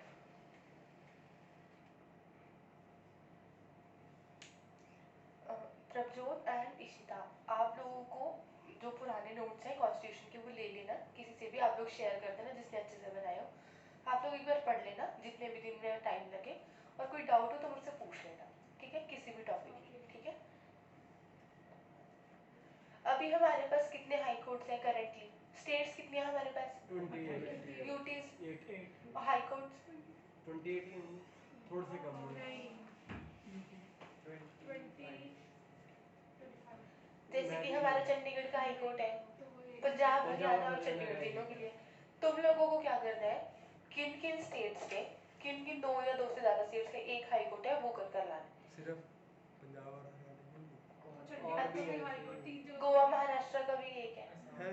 हाँ जी, north east में भी असम में ही है एक, बहुत सारे states के लिए। ठीक है, तो तुम लोगों को ये होमवर्क है, कर कर आना, ये कर कर आना है, मुझे लिख के आना। ठीक है, जितने भी हाई कोर्ट्स हैं कल क्लास है। हाँ जी बिल्कुल है। तो मंडे तो मंडे को क्लास नहीं हो सकती? कॉलेज जो छुट्टी हुई है वो नहीं पता लगा? तुम्हें जरूर बोलना है, तुम तो मेरे पर्सनल एडवोकेट रखे हुए हो ना यहाँ पे, डिफेंड करने आ जाते हो हमेशा। मैंने अपने आप का पॉइंट ऑफ व्यू रखा। करेंटली हमारे पास 25 हाई कोर्ट्स हैं बस। और यूटीज के कितने? हाँ जी, यूटीज के कितने हैं? टोटल 25 है। ठीक है, यूटी स्टेट्स के मिला के किन किन स्टेट्स के एक हाई कोर्ट है वो सब आप करके लेकर आओगे, ठीक है? मैं कल चेक करूँगी। एक हाई कोर्ट है कि दो हाई कोर्ट है? एक ही हाई कोर्ट होगा ना, 2-3 स्टेट्स का, यूटीज का। हाँ जी, हाँ जी। मैं वही कह रहा हूँ। आर्टिकल 215 में क्या है? High Court as a court of record. हाँ जी।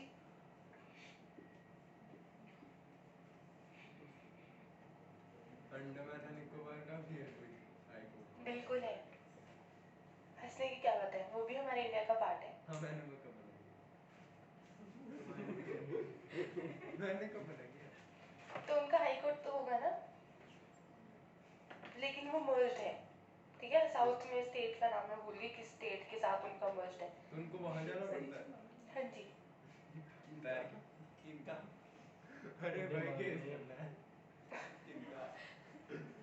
फाइलें भीग रही है वहाँ पे इनफ नॉलेज। पीठ पे तुम तो ऐसे बोल रहे हो कि जैसे हमारे इंडिया में वो ट्रांसपोर्ट सिस्टम ही नहीं है, है ना? मैम क्या लिखा है point 2 article 215 High Court as a court of record. एक और पॉइंट लिख लो, उनके पास भी जुडिशियल रिव्यू की पावर होती है। High court has the power of judicial review. High court has the power of judicial review. High court और supreme Court के पास ही होती है बस ये पावर, ठीक है? सबऑर्डिनेट कोर्ट के पास नहीं होती, ठीक है? उसके बाद टेन्योर कितना होता है हाई कोर्ट के जजेस का? Until 62 years of age. Ma'am minimum age क्या होती है सर? मिनिमम नहीं होती है, हाई कोर्ट के जज बनने के लिए मिनिमम एज नहीं होती है। इसकी 62 है? हाँ जी, इनकी रिटायरमेंट एज है, ठीक है? अगर यहाँ से रिटायर हो गए उसके बाद सुप्रीम कोर्ट जा सकते हैं? नहीं, तो मैं ना पहले पेपर क्लियर करके डिग्री में पहुंच मैं जाऊँ। अपने लिए थोड़ी पूछ रहा हूँ, किसके लिए पूछ रहे हो? जनरली जनरल नॉलेज के इससे लिए। पता चलता है कि जज बनने की जरूरत नहीं है। हाँ।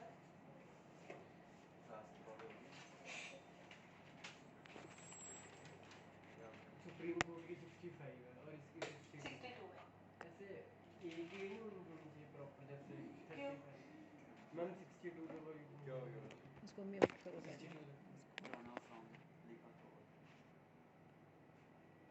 हाँ।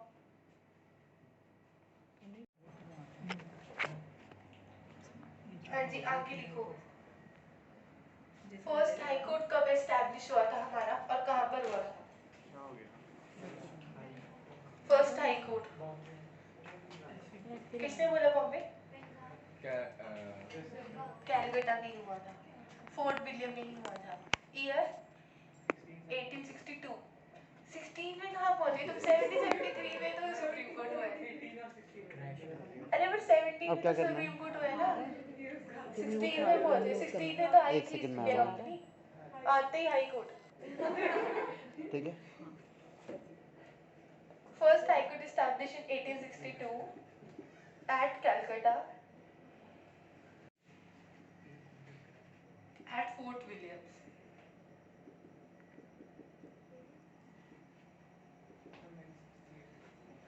फर्स्ट हाई कोर्ट, अच्छा ठीक है। कहाँ पर एस्टैब्लिश हुआ? कैलकाटा में, फोर्ट विलियम में, 1862 में। डन? तो ये सुप्रीम कोर्ट भी यही था, हाई कोर्ट भी यही है? जगह का नाम है फोर्ट विलियम। अच्छा मुझे लगा फोर्ट है फोर्ट विलियम। उस फोर्ट में ना होगा। हाँ जी, क्वालिफिकेशन क्या होनी चाहिए सुप्रीम हाई कोर्ट के जज बनने के लिए? क्या बात है, कितना अच्छा पॉइंट बताया। किसी को पता ही नहीं होगा ये सब। No minimum age के बारे में। हाँ उसका जी, 5 years जज होना चाहिए, उसका सबऑर्डिनेट का 10 years उसमें। और अगर ये नहीं हो, ओथ गवर्नर लेता है। गवर्नर लिखो qualification Indian citizen. Second qualification लिखो served in judicial capacity in India. Served in judicial capacity अरे एक मिनट अब served in judicial capacity in India for at least 10 years.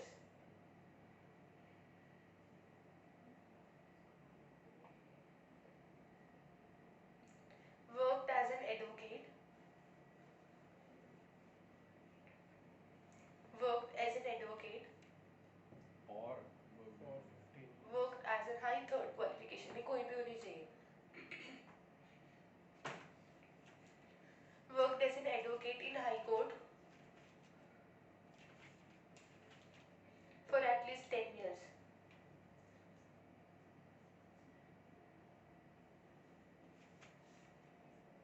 Advocate in High Court for at least 10 years.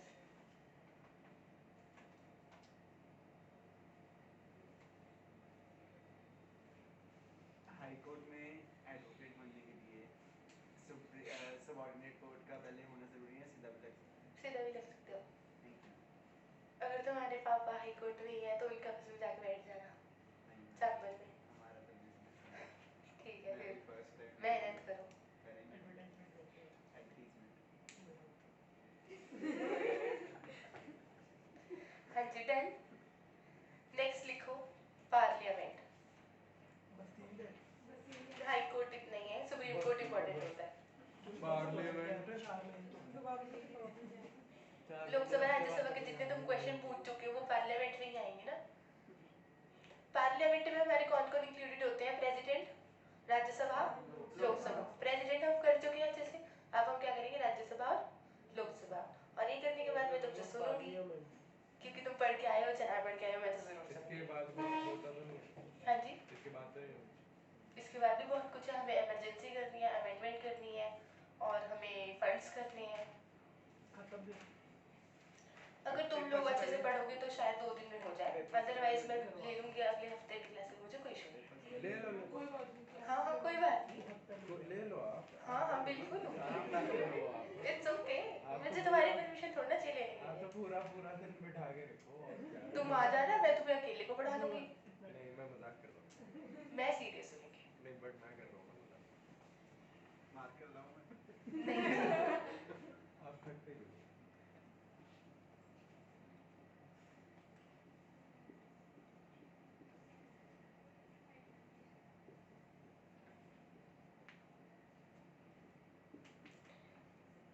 Rajya Sabha को हम क्या बोलते हैं? Council of States. Rajya Sabha is known as Council of States and Lok Sabha is known as House of the People. Lok Sabha is known as House of the People. हाँ जी अब बातें please. President हम कर चुके हैं. Lok Sabha house of the people, Rajya Sabha council of states. लिखो राज्यसभा के बारे में लिखना शुरू करो.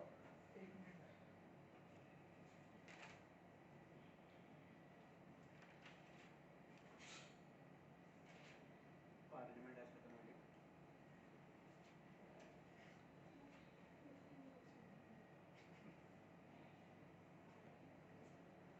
हाँ जी लिखो Rajya Sabha. Constitution provides that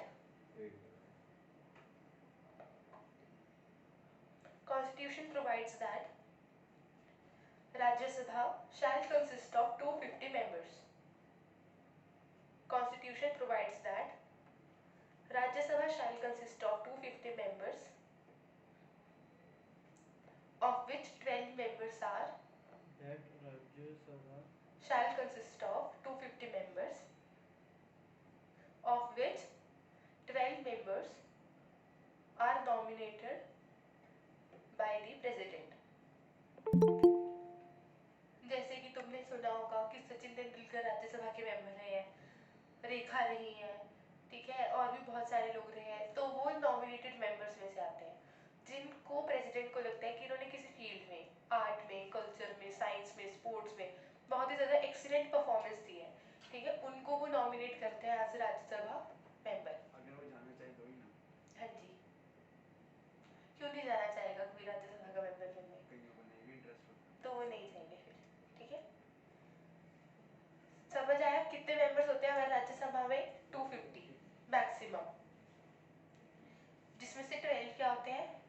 nominated और 238 क्या होते हैं? इलेक्टेड। ठीक है, अभी प्रेजेंटली हमारे राज्यसभा में कितने मेंबर्स हैं? 245। लिख लो प्रेजेंट स्ट्रेंथ 245,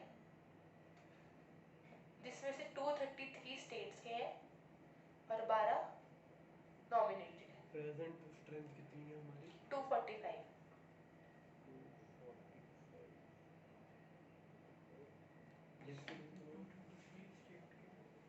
देन अब राज्यसभा में जो इलेक्शन होते हैं वो इनडायरेक्ट होते हैं। ठीक है, कौन से सिस्टम से होते हैं? जो प्रेसिडेंट के लिए सिस्टम होता था, proportional representation by single transferable vote, उसी मेथड से राज्यसभा की जो एमपी है वो भी इलेक्ट होते हैं। वोट कौन करता है इसमें? जिस स्टेट से आ रहे हैं एमपीज उसी स्टेट की लेजिस्लेटिव असेंबलीज वोट करती हैं, उसके भी सिर्फ इलेक्टेड मेंबर। ठीक है, लेजिस्लेटिव काउंसिल का रोल नहीं होता, सिर्फ असेंबली का होता है। जैसे कि सपोज करो ये पंजाब की लेजिस्लेटिव असेंबली है, पंजाब की लेजिस्लेटिव असेंबली से राज्यसभा में पंजाब को रिप्रेजेंट करने के लिए एमपीज जाने वाले हैं, तो हर पार्टी अपने अपने एमपीज को उठाएगी, तो अपने अपने कैंडिडेट को नाम उनका नॉमिनेट करेगी, बीजेपी अलग करेगी, कांग्रेस अलग, आप अलग। लेजिस्लेटिव असेंबली में भी तीनों पार्टीज बैठी हुई हैं, तो तीनों पार्टीज क्या करेगी? उसी मेथड से, सिंगल ट्रांसफरेबल वोट के मेथड से उनके भी वोट की वैल्यू कैलकुलेट होगी, प्रोपोर्शनल रिप्रेजेंटेशन से, सिंगल ट्रांसफरेबल वोट से वो प्रेफरेंस से सबको क्या करेंगी? वोट। ठीक है, फिर वही मेथड रिपीट होगा जैसा हमने प्रेसिडेंट में किया था। प्रेसिडेंट का सबको याद है ना? वैसे ही एमपी सिलेक्ट होते हैं। लिखो, आप लोगों को पता नहीं होगा, अगर वरना पता है तो अच्छी बात है, नहीं पता तो मुझसे पूछ लेना, एक बार देख लेना, पढ़ लेना, नहीं समझ आया तो पूछ लेना। ठीक है, लिखो elections to Rajya Sabha are indirect. Elections to Rajya Sabha are indirect.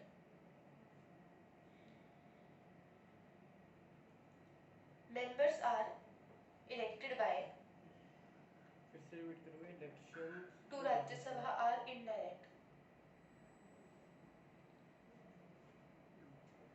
Members are elected by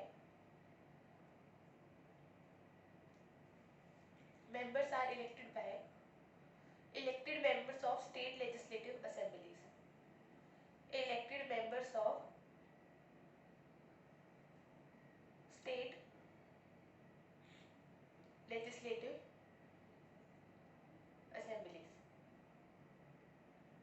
तो एमएलए ही मतलब स्टेट लेजिस्लेटिव असेंबली के इलेक्टेड मेंबर्स।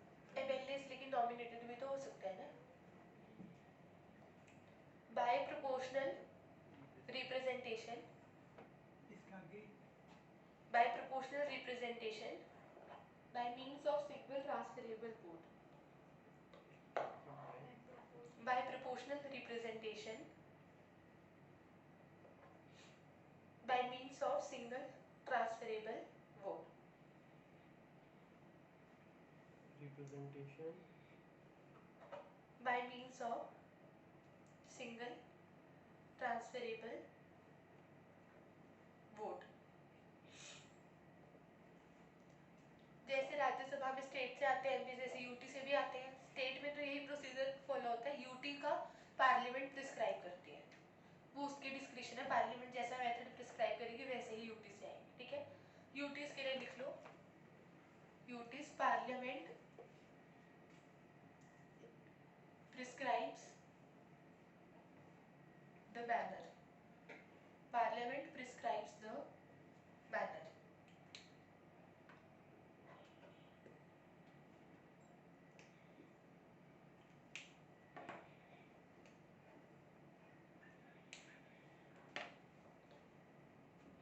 देन अब जो हमारा राज्यसभा होता है वो टेम्परेरी तो होता नहीं है, वो होता है एक परमानेंट हाउस। वो परमानेंट कैसे होता है? सपोज करो राज्यसभा में क्या है, 60 मेंबर्स है, तो हर 2 साल के बाद क्या होता है, 1/3 इसके मेंबर्स क्या होते हैं? रिटायर होते हैं। ठीक है, और जितने रिटायर होते हैं तो उतने की ही इलेक्शंस तो उतने ही आ जाते हैं। जैसे इसके 1/3 कितने होंगे? 20। 2 साल बाद राज्यसभा का टेन्योर होता है 6 साल का। ठीक है, 2 साल बाद क्या हुआ? 1/3 चले गए, यानी 20 चले गए, नए 20 आ गए। ठीक है, फिर 2 साल बाद क्या हुआ? फिर 20 चले गए, दूसरे 20 आ गए, फिर 2 साल बाद वो चले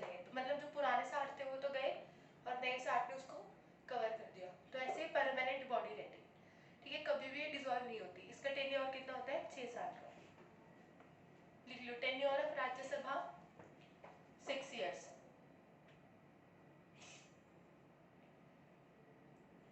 tenure of Rajya Sabha 6 years। Rajya Sabha is not subject to dissolution.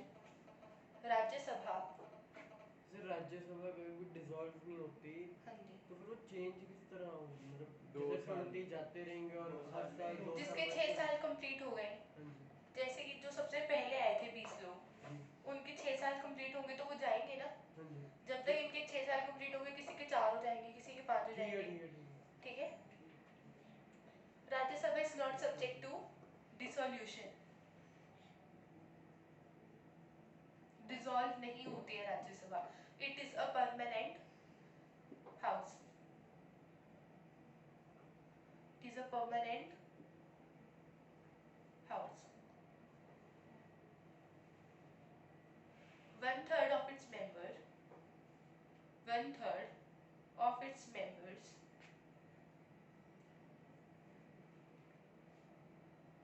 retire every 2 years.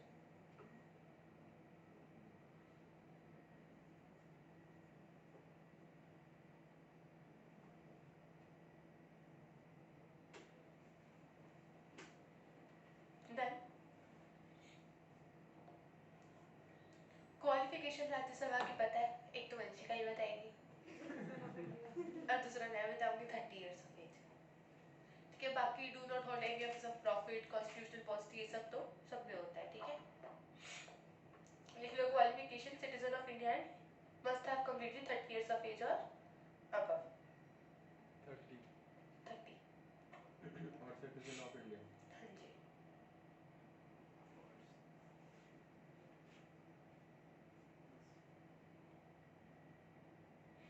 Clear?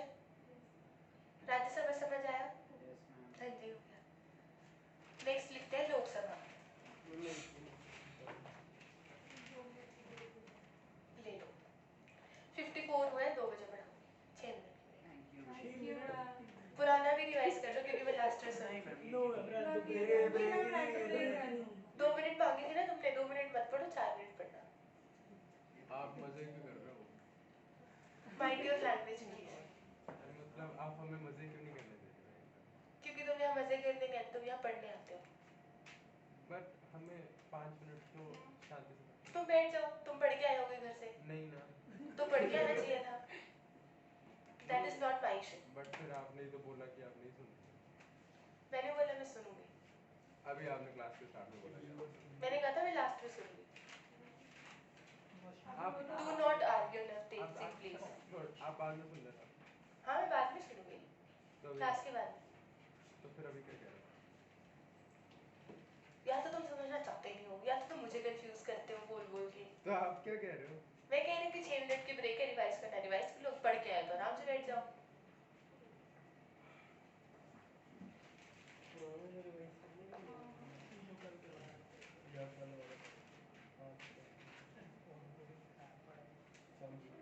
समझ आ गया?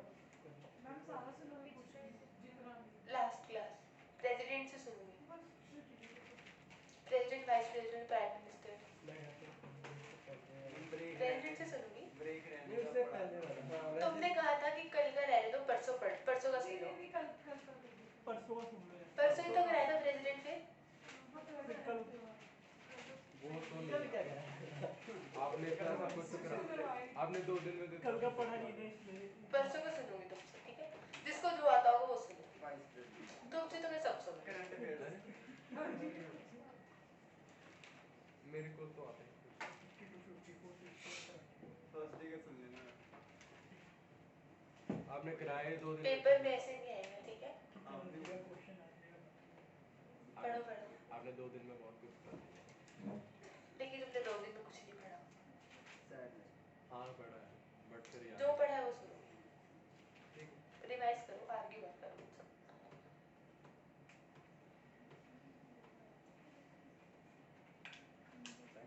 प्रेसिडेंट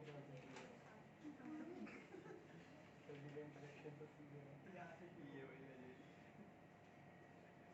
मुझे बुद्धि नहीं पता। यहाँ से क्लास कब तक है? क्लास कितने टाइम तक होती है? 2:30 तक। वैसे नहीं होती ना, वैसे क्लास नहीं होती? पहले तो पहले होती थी 10 से 12, 1 से 3। 2:30 बजे तक क्लास। यहाँ से शुरू करते हैं आर्टिकल 52 से शुरू किया था मैंने। हाँ हाँ ठीक है, मिल गया मुझे। डिप्टी स्टार समझ में नहीं आता।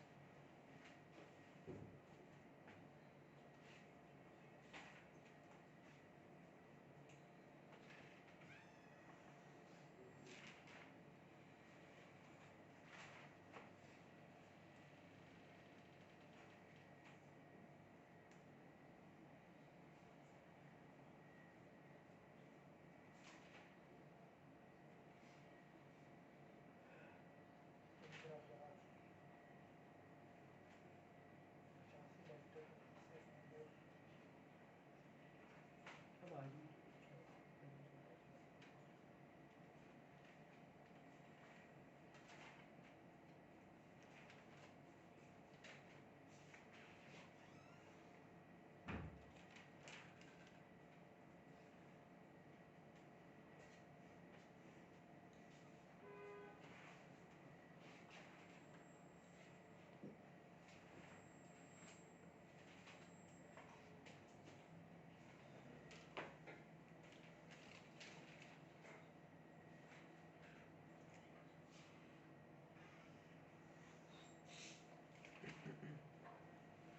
यूनियन से सुनोगे ना, यूनियन के पहले का तो नहीं सुनोगे। तुम्हें तो आता है ना मेरे करने। नहीं बट फिर मेरे को रिवाइज नहीं करना ना मैंने उसके बाद। कोई बात नहीं, पहले तो क्या होगा। और फिर तुमसे मैं 2:30 बजे तक सुनूंगी क्यों? क्योंकि मुझे तुम्हें मजे करवाने हैं। मुझे ऐसा आराम से। आप आराम क्यों नहीं करने दे रहे? आराम आराम नहीं करने आते ना तुम, इसलिए घर जाके करना। ऑनलाइन क्लास चलो। घर पे आराम नहीं कर पाऊंगा, तभी तो आराम नहीं है।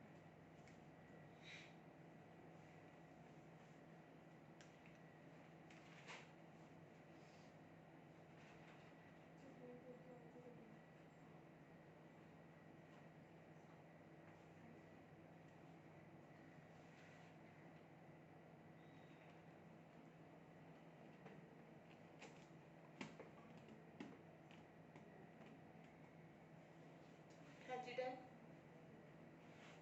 हो गया। स्टार्ट करें? यस मैम सुन लो। करवाएंगे आगे सुनेंगे थोड़ी देर। कभी स्टार्टिंग सुनो कराना है वही। क्यों फिर बाद में भूल जाएंगे। इतना कमजोर दिमाग है? हाँ पेपर तक कैसे याद रखोगे फिर? Good question. तब तो मैं फिर पिछले दिन पढ़ूंगा। पिछले दिन सब पढ़ लोगे? जितने सब्जेक्ट्स आएंगे, जितने पार्ट्स आएंगे, जितना करंट अफेयर्स, जितना कॉन्स्टिट्यूशन, हिस्ट्री, सब पढ़ लोगे? मतलब पिछले दिन लीगल तक सब पढ़ लोगे? सारा पढ़ चुका हूँ। नेक्स्ट करो लोकसभा। क्या बोलते हैं इसको? House of the lower house या हाउस ऑफ द पीपल। ये ठीक है? आखिरी आज का हाँ। Thank you. इतना ही बड़ा है ना ये जितना राजा बोला। तुम ऐसे क्वेश्चंस क्यों पूछ रहे हो रटते? तुम्हारा पढ़ने का मन नहीं करता? मुझे सीरियसली बताओ। निकलता है करता है ना? कहाँ क्लास में बैठ के बोर होते हो? नहीं, लिखने का मन नहीं करता। लिखना तो लिखा मत करो। तुम समझ लिया करो, घर पे जाके नोट्स बना लिया करो। लेकिन लिखोगे तो तुम्हें साथ के साथ याद हो जाएगा। हाँ वही तो पॉइंट है, एक साथ रिवीजन भी हो रही है तुम्हारी। तो मैं छोड़ नहीं सकता ना। लिखो, रिप्रेजेंटेटिव्स ऑफ पीपल। लोकसभा किन लोगों से बनी होती है? कंसिस्ट ऑफ आर्टिकल नहीं है इसमें। रिप्रेजेंटेशन इम्पोर्टेंट है। हाँ, consist of representatives of people.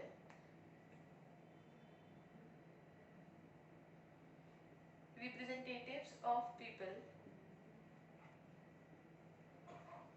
chosen by direct election, जिनके लिए हम वोट डालने जाते हैं।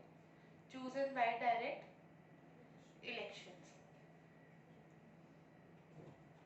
हाँ on the basis of adult suffrage, जिसको हम बोलते हैं यूनिवर्सल एडल्ट फ्रेंचाइज। कि 18 साल से ऊपर कोई बंदा है जो वोट डाल सकता है। पहले कितनी एज थी? 21 कौन से अमेंडमेंट में चेंज She हुई? was very good. Year? 1988 very good. On the basis of adult suffrage यानी यूनिवर्सल एडल्ट फ्रेंचाइज, जिनके लिए हम डायरेक्ट इलेक्शन करते हैं, जो हमें रिप्रेजेंट करते हैं, वो कहाँ बैठते हैं? House of the People, Lok Sabha में। मैम ठीक जो है? नहीं जीते होते वो नहीं आ सकते, तो फिर कांग्रेस की जैसे वो नहीं जीते तो वो कैसे लाओ, जैसे राहुल वो अपोजिशन बनाती है ना, अच्छा अपोजिशन की भी तो सीट्स होती हैं, वो इंडिपेंडेंट कैंडिडेट्स की भी वो सीट होती 550 है। की डिफरेंट होती है। नहीं नहीं, वो टोटल देखो ऐसे होता है, सबने इलेक्शन लड़े, ठीक है, एक पार्टी की मेजोरिटी, जितनी सीट्स उसने जीती उन सीट्स पे वो पार्टी बैठेगी, जितनी सीट्स अपोजिशन जीती वो अपोजिट पार्टी बनाएगी, वो अपोजिशन बनाएगी, उन पे वो बैठेगी। सीट्स जीतते हैं ना, जैसे हम वो देखते हैं इलेक्शन के रिजल्ट्स आते हैं तो ऐसे लिखा आता है कि बीजेपी ने 545 प्लस सीट्स जीती, कांग्रेस ने 25 प्लस सीट्स जीती, ऐसे। तो 545 प्लस फॉर एन एग्जांपल,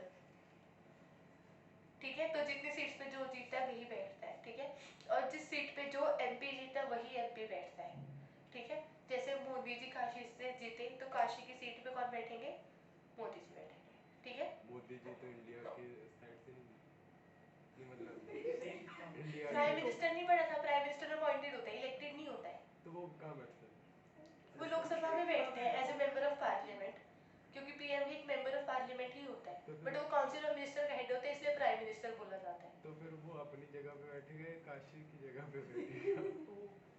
किसी ना किसी कॉन्स्टिट्यूएंसी से तो लड़ेगा ना इलेक्शन, पूरा इंडिया तो एक ही प्राइम मिनिस्टर के लिए वोट करने नहीं जाएगा ना। हर, जैसे हमारी चंडीगढ़ कॉन्स्टिट्यूएंसी है, ठीक है, जैसे मैं कुरुक्षेत्र से हूँ तो मैं कुरुक्षेत्र में वोट डालूंगी, कुरुक्षेत्र के जो एमएलए होंगे मैं उनके लिए डालूंगी, कोई भी किसी भी पार्टी के लिए। ऐसे ही काशी के लोगों ने काशी के लिए, काशी कॉन्स्टिट्यूएंसी है, पूरे इंडिया में कॉन्स्टिट्यूएंसीज बनी हुई है, हर कॉन्स्टिट्यूएंसी का अलग एमपी इलेक्ट होता है, वो एमपी कहाँ बैठता है? काशी की सीट, लोकसभा हाँ में। मतलब अपनी कॉन्स्टिट्यूएंसी की सीट। क्लियर? ओह हमारे कॉन्स्टिट्यूशन में जो हमारा 1971 का सेंसस हुआ था, हम आगे करेंगे, उसके हिसाब से किस स्टेट को, किस यूटी को कितनी सीट्स दी गई हैं लोकसभा में, उस सेंसस में डिवाइड किया हुआ है, ठीक है, उसी हिसाब से उतनी ही कॉन्स्टिट्यूएंसीज में इलेक्शन होते हैं एक स्टेट के अंदर। क्लियर? लिखो, total maximum strength of Lok Sabha कितनी होती है?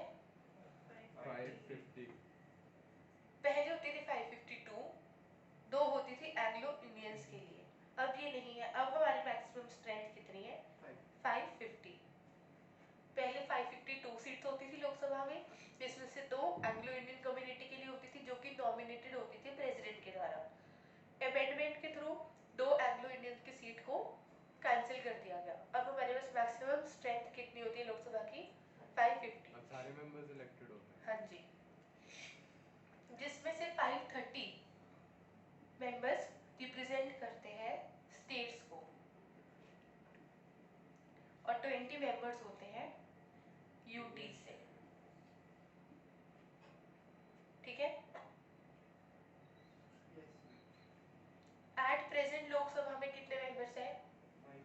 545, ठीक है।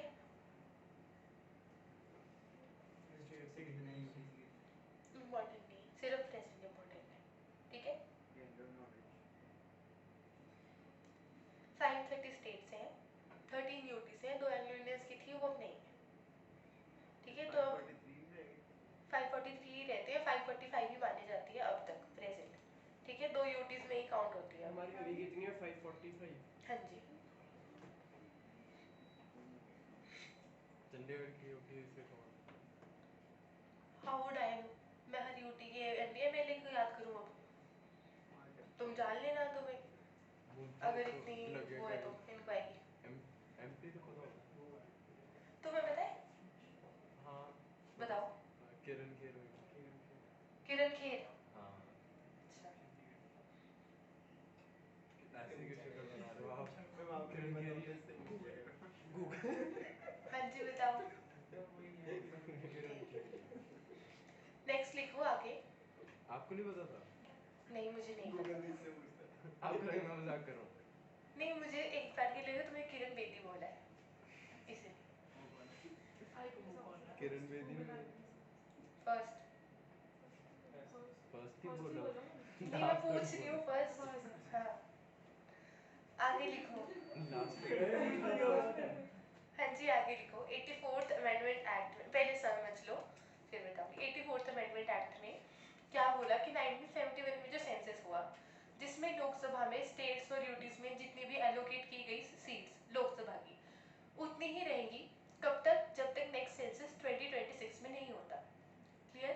इसमें 1971 और 2026 ईयर दोनों ही बहुत इंपॉर्टेंट है। ठीक है? ये भी पूछा जाता है कि कौन से सेंसस के अकॉर्डिंग डिवाइड हुई हुई है स्टेट्स और ये भी पूछा जाता है कि अब कौन से सेंसस में हम चेंज कर सकते हैं किस सेंसस के बाद। सेंसस में नहीं हुआ था हाँ जी 2011 में नहीं हुआ था सेंसस लेकिन वो लोकसभा की सीट्स के लिए नहीं हुआ था। चेंज 2026 के बाद हो 10 सकती है। सालों बाद नहीं होता तो 84th अमेंडमेंट एक्ट में चेंज कर दिया ना। 15 इयर्स कर दिया हाँ जी रिपीट कर दो सर हाँ जी लिखो 84th amendment act according to 84th amendment act total number of importantly total number of existing seats total number of seats allocated to states total number of seats allocated to states and UTs in Lok Sabha states and UTs in Lok Sabha to be remain same according to 1971 census 1971 census until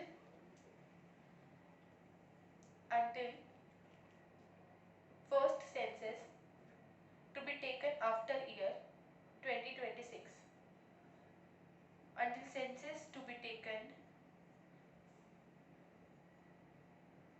after year 2026 मतलब 71 से 2025 तक same ही रहेगी। हाँ जी कितना क्या हुआ calculate कर लो 29 years हो 26 years से 9 years 29 साथ ही सेम 55 81 2001 उसके बाद क्या ठीक है सेम पे ऐसे नहीं करते ना प्लीज कैलकुलेट ऐसे ही करता हूँ ऐसे नहीं करते तुम डीआई कैसे दे दोगे कि लाते हुए ऐसे नहीं करते अरे मैं तो ऐसे ही करता हूँ फिर तुम ऐसे तो नहीं करते ऐसे 1 2 3 4 5 इतना पे बच्चा नहीं होगा ठीक 55 टेन्योर कितना होता है लोकसभा के एमपीज का 5 years until वो पहले डिसॉल्व ना हो जाए डिसॉल्व रिटायर नहीं होते रिटायर राज्यसभा के होते हैं डिसॉल्व हो जाए हाँ जी डिसॉल्व भी होती है लोकसभा केमिस्ट्री वाला लेके जा रहे हो इसलिए हंस रहे हो 2 महीने उसका सेंस ऑफ पड़ी ह्यूमर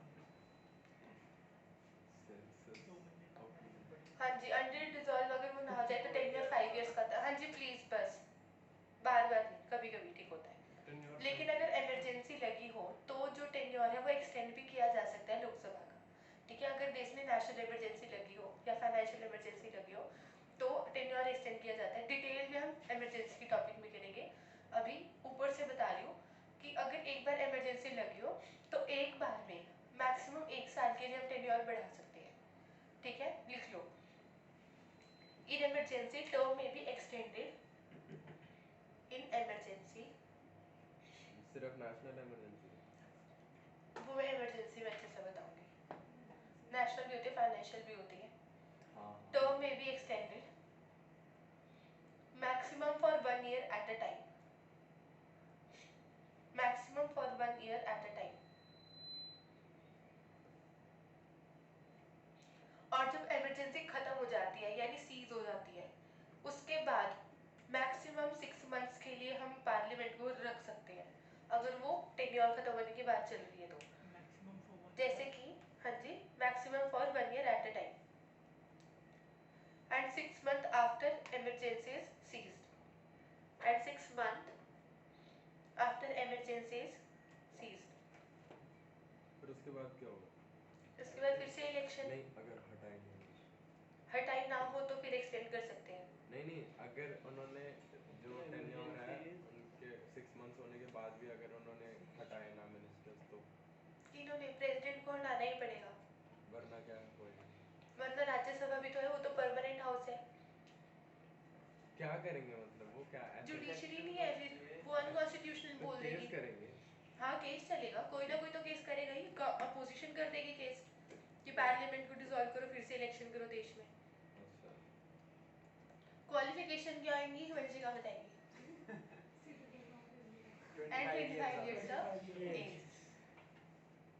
लिख लो qualification, citizen of India and 25 years of age।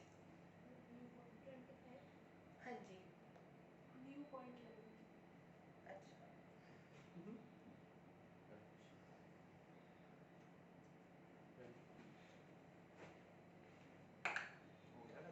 Done.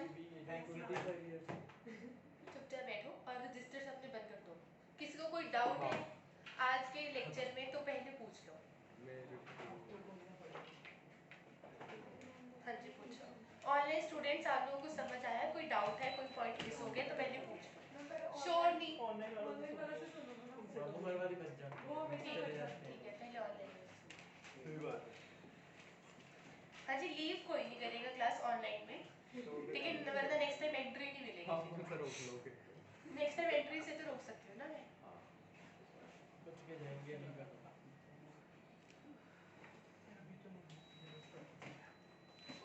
हाँ जी रिद्धिमा, Yes, ma'am. प्रेसिडेंट के आर्टिकल बता दो मुझे। हाँ जी श्योर नहीं बातें।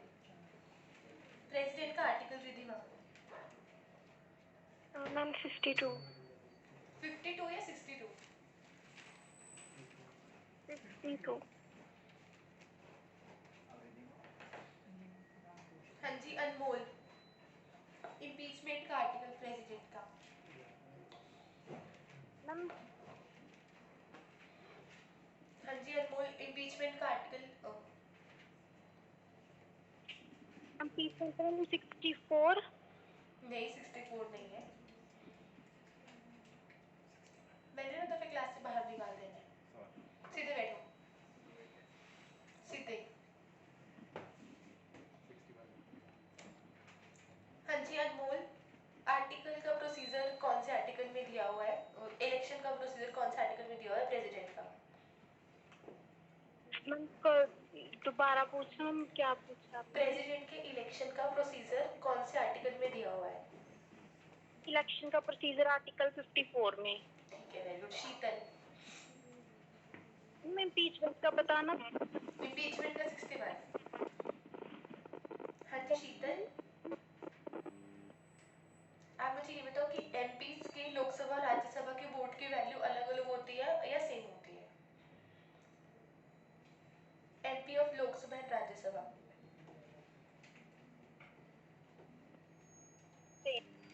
और एमएलएस की? की डिफरेंट होती है मैम। ठीक है, अगर डिस्प्यूट आता है कोई भी इलेक्शन को लेकर तो वो कौन सॉल्व करता है? इलेक्शन सुप्रीम कोर्ट में जाएगा। और वाइस प्रेसिडेंट को लेकर आता है अगर तो? वाइस प्रेसिडेंट को लेके वो भी मैम सुप्रीम कोर्ट में ही जाएगा। ठीक है Anees, yes ma'am.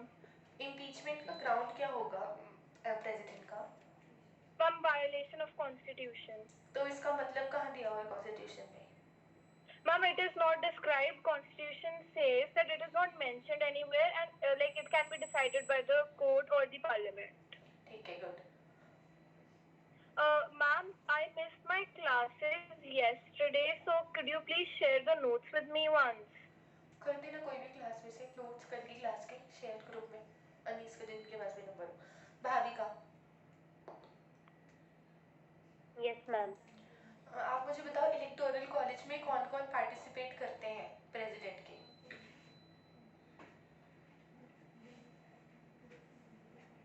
Ma'am, elected members of both houses of parliament. ठीक है And ma'am, legislative assemblies. ठीक है। and UTs UTs state. कौन सी मैम लेजिस्लेटिव असेंबलीज जिन यूटीज की होती हैं किनकी होती है? Ma'am Pondicherry,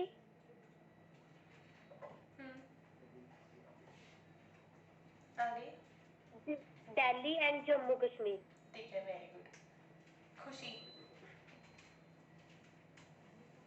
yes ma'am.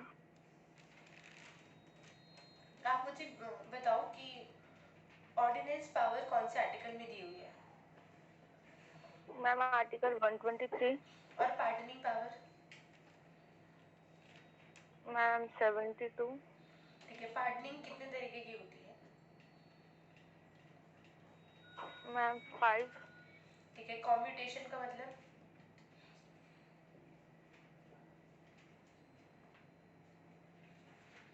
Ma'am उसे लाइटर पनिशमेंट दे देते हैं। ठीक है, वेरी गुड। ऑनलाइन वाले जा सकते हैं, किसी को कोई डाउट है तो पूछ लो भी।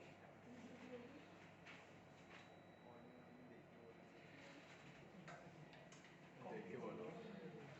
हाँ जी, अपने अपने रजिस्टर बंद कर दो प्लीज।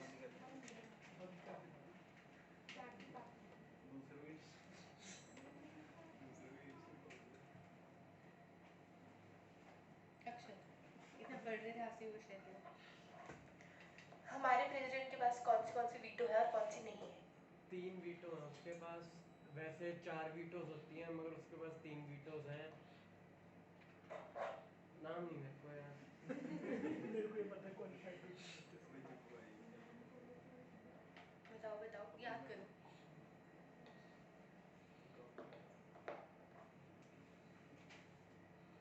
याद नहीं है, मैंने मैंने पढ़ा अपने नहीं लास्ट था। क्लास में नहीं करवाया था।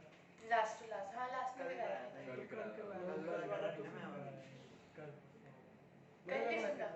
सुना है, मेरे को पता है। जैसे जो यूएस का प्रेसिडेंट है उनके पास 4 होती है, इंडियन प्रेसिडेंट के पास 3 होती हैं और एक वीटो मतलब कुछ ऐसे करके 3 वीटो तो सबके पीछे लगता है।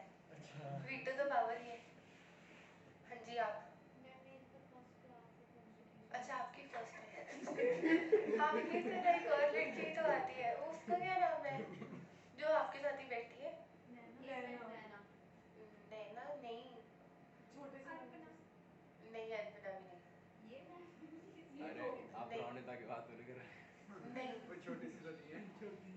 तुम चुप करो। हाइट उससे अच्छी है मैम। मेरे साथ छोटी सी मैं इसका तो आंसर कोई तुम भी भी नहीं हमारे पूछ रहा है, बताइए। बता दो तुम्हें। क्यों, किस खुशी में? क्या बात है, जीत गए? क्या बात है, पार्टी? किस चीज़ का नाम था? मेरे आप मैम क्वेश्चन इतने पूछ मैंने रहे पढ़ हैं। लिया, मैंने पढ़ लिया। नकली क्वेश्चन। हाँ जी, प्रिया। मैं फिर ये आंसर नहीं, तभी नहीं सुन रही प्रिया। नाम ही पूछ रही हूँ मैं, वीटो पावर मैम से। मेरे से पूछ लो, मैंने पढ़ लिया। अक्षर रजिस्टर बंद कर दो और बस्ती में बस अब। जाओ यार।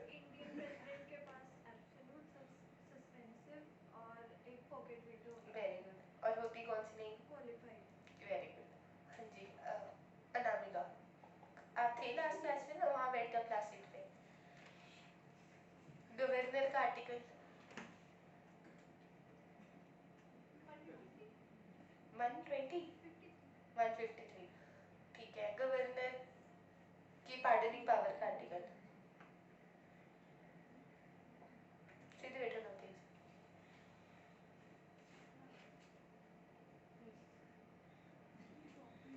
वंशिका, ऑर्डिनेंस पावर का आर्टिकल।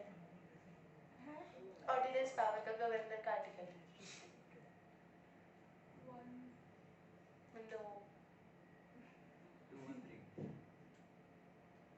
हाँ जी, वंशिका हुआ। किसने बताया फिर? तुम हो वंशिका? एक तो आता था। रिस्पाइट क्या होता है? रिमिशन क्या होता है? ये एक सेकंड सोच लेना, 3 सेकंड और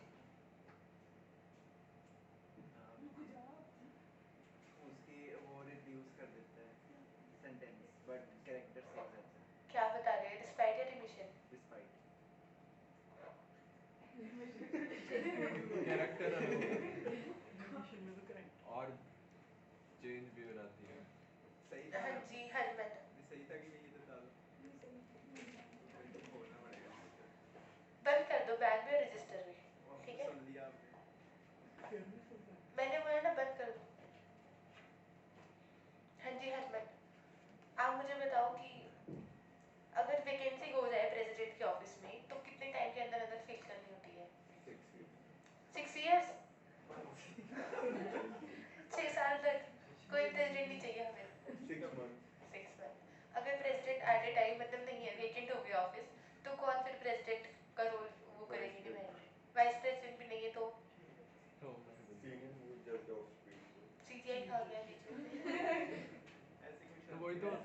हमसे क्यों नहीं ऐसे पूछते? सीजीआई बोले हमसे मैम यही पूछ लिया करा करो कभी कभी। तुमसे मुश्किलें पूछूंगी। सीजीआई भी हाँ तो जी सीनियर बहुत वैभव, इससे औखा होता तो मैं भी आना चाहिए, तुम सबको सारा आना चाहिए, एक ही क्लास में बैठ के पढ़ते हो, सब एक ही जैसा पढ़ते हो, ठीक है? मेरी ऐसे दिमाग का भी होता है, यूज करने की बात होती है। अब तुम फालतू जगह में लगाओगे तो वो वहाँ खर्च हो जाएगा ना। सही बात है। अगर इम्पीचमेंट की प्रोसेस शुरू हो तो कितने डेज का नोटिस पीरियड देना होता है प्रेसिडेंट को, ठीक है? और कितने मेंबर साइन करने चाहिए, और पास सेकंड हाउस से पास, और इंक्वायर कौन सा हाउस करेगा? सेकंड हाउस करेगा, ठीक है? मैंने ना तुम दोनों को बाहर निकाल देना है, ठीक है? और नेक्स्ट क्लास में भी बाहर रहोगे जब तक कॉन्स्टिट्यूशन कंप्लीट नहीं हो जाता। पढ़ना तो हम लोगों ने है नहीं, थोड़ा सा सीरियस हो जाओ, ठीक है? मैं हर टाइम मजाक के मूड में नहीं रहती।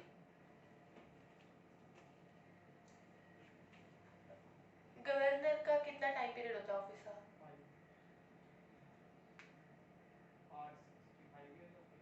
गवर्नर का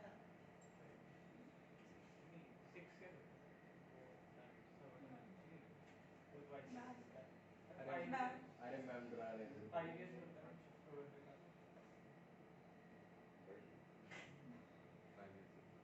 प्लेजर ऑफ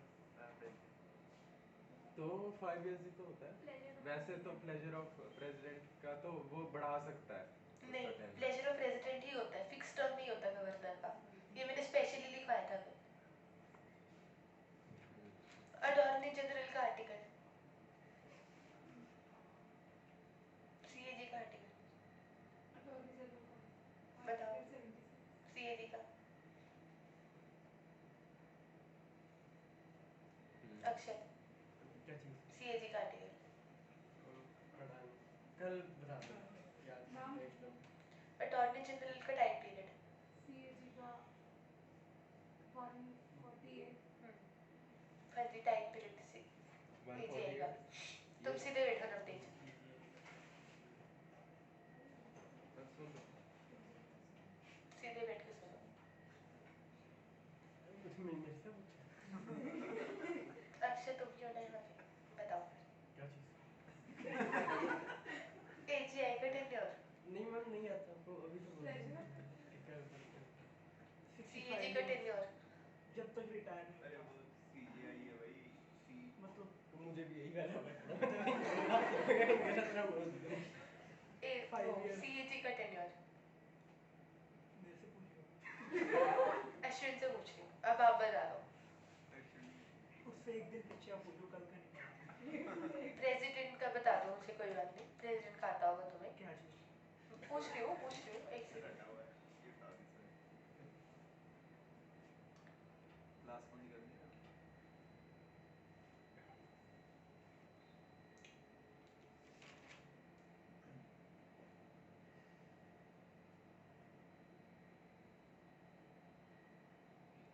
रिपब्लिक का मतलब क्या होता है?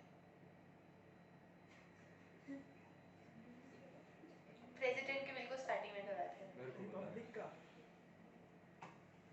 तुमसे मैं आराम से लास्ट में सुनूंगी, अरे 2:30 बजे आप तक। डरा तो रहे हो ऐसे। पता नहीं, बट पढ़ा था, भूल गया मैं दो। नहीं Ma'am, head of the state is elected indirectly. Very good. हाँ जी कोई रहा है बताना? नहीं नवतेज रह गई, नहीं बताओ। आराम से सुन लेना तुमसे। रिप्राइव का मतलब? वो रिप्राइव का मतलब वो सजा को घटा देता है और कैरेक्टर गलत से है, आगे बताओ। रिमिशन, वो सजा को घटा देता है और कैरेक्टर सेम रखता है। रिस्पाइट का मतलब? सजा को घटा देता है पर कैरेक्टर भी सेम नहीं रखता। गलत है, तीनों एक ठीक है, बीच में रिमिशन। कम्यूटेशन का मतलब?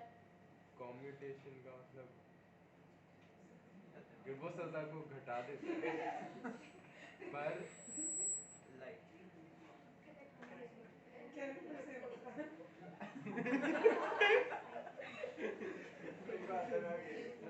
हंसने की जरूरत नहीं है, तुम लोगों को किसी को नहीं आता था, ठीक है? पिया को छोड़ के। कम्यूटेशन कम्यूट करता है, मेरे को आता है ना, सुन लो। कम्यूट करने को कहते ये हैं। मैं सुन चुकी इसलिए तुम्हें आता है, वरना तुम्हें भी ना आता नहीं, होता। ये तो सच्ची आता था। अच्छा, लास्ट ठीक वाला है। था ना, इसलिए याद है, बीच वाला तीन में कंफ्यूज हो गया। मैंने आर्टिकल ही पढ़ा था। सजा हटाई देता है, फिर पार्डन का मतलब? सजा को माफ कर देता है। हटाना एक और मतलब करना। हटाना। स्पेशल फैक्ट, अगर वुमेन ऑफेंडर की प्रेगनेंसी है तो उसमें क्या होगा? फोर्थ वाला। हाँ जी, बस। कम्यूटेशन हो गया। नहीं। अच्छा, फिर स्पाइट किस में होगा?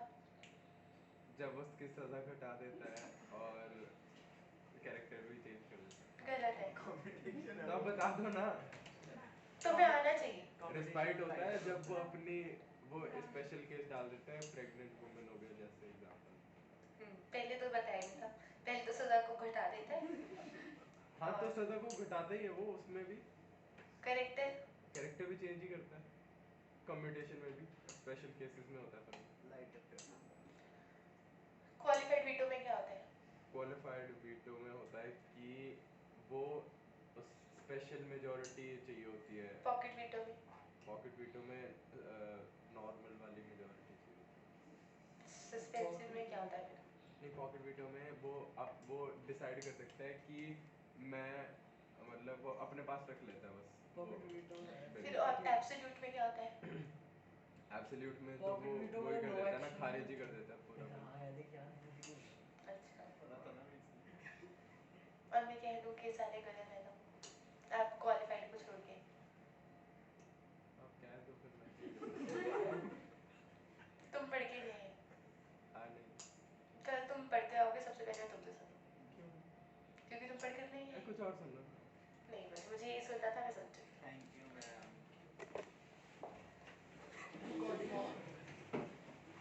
Good afternoon ma'am. Very good afternoon, have very good day.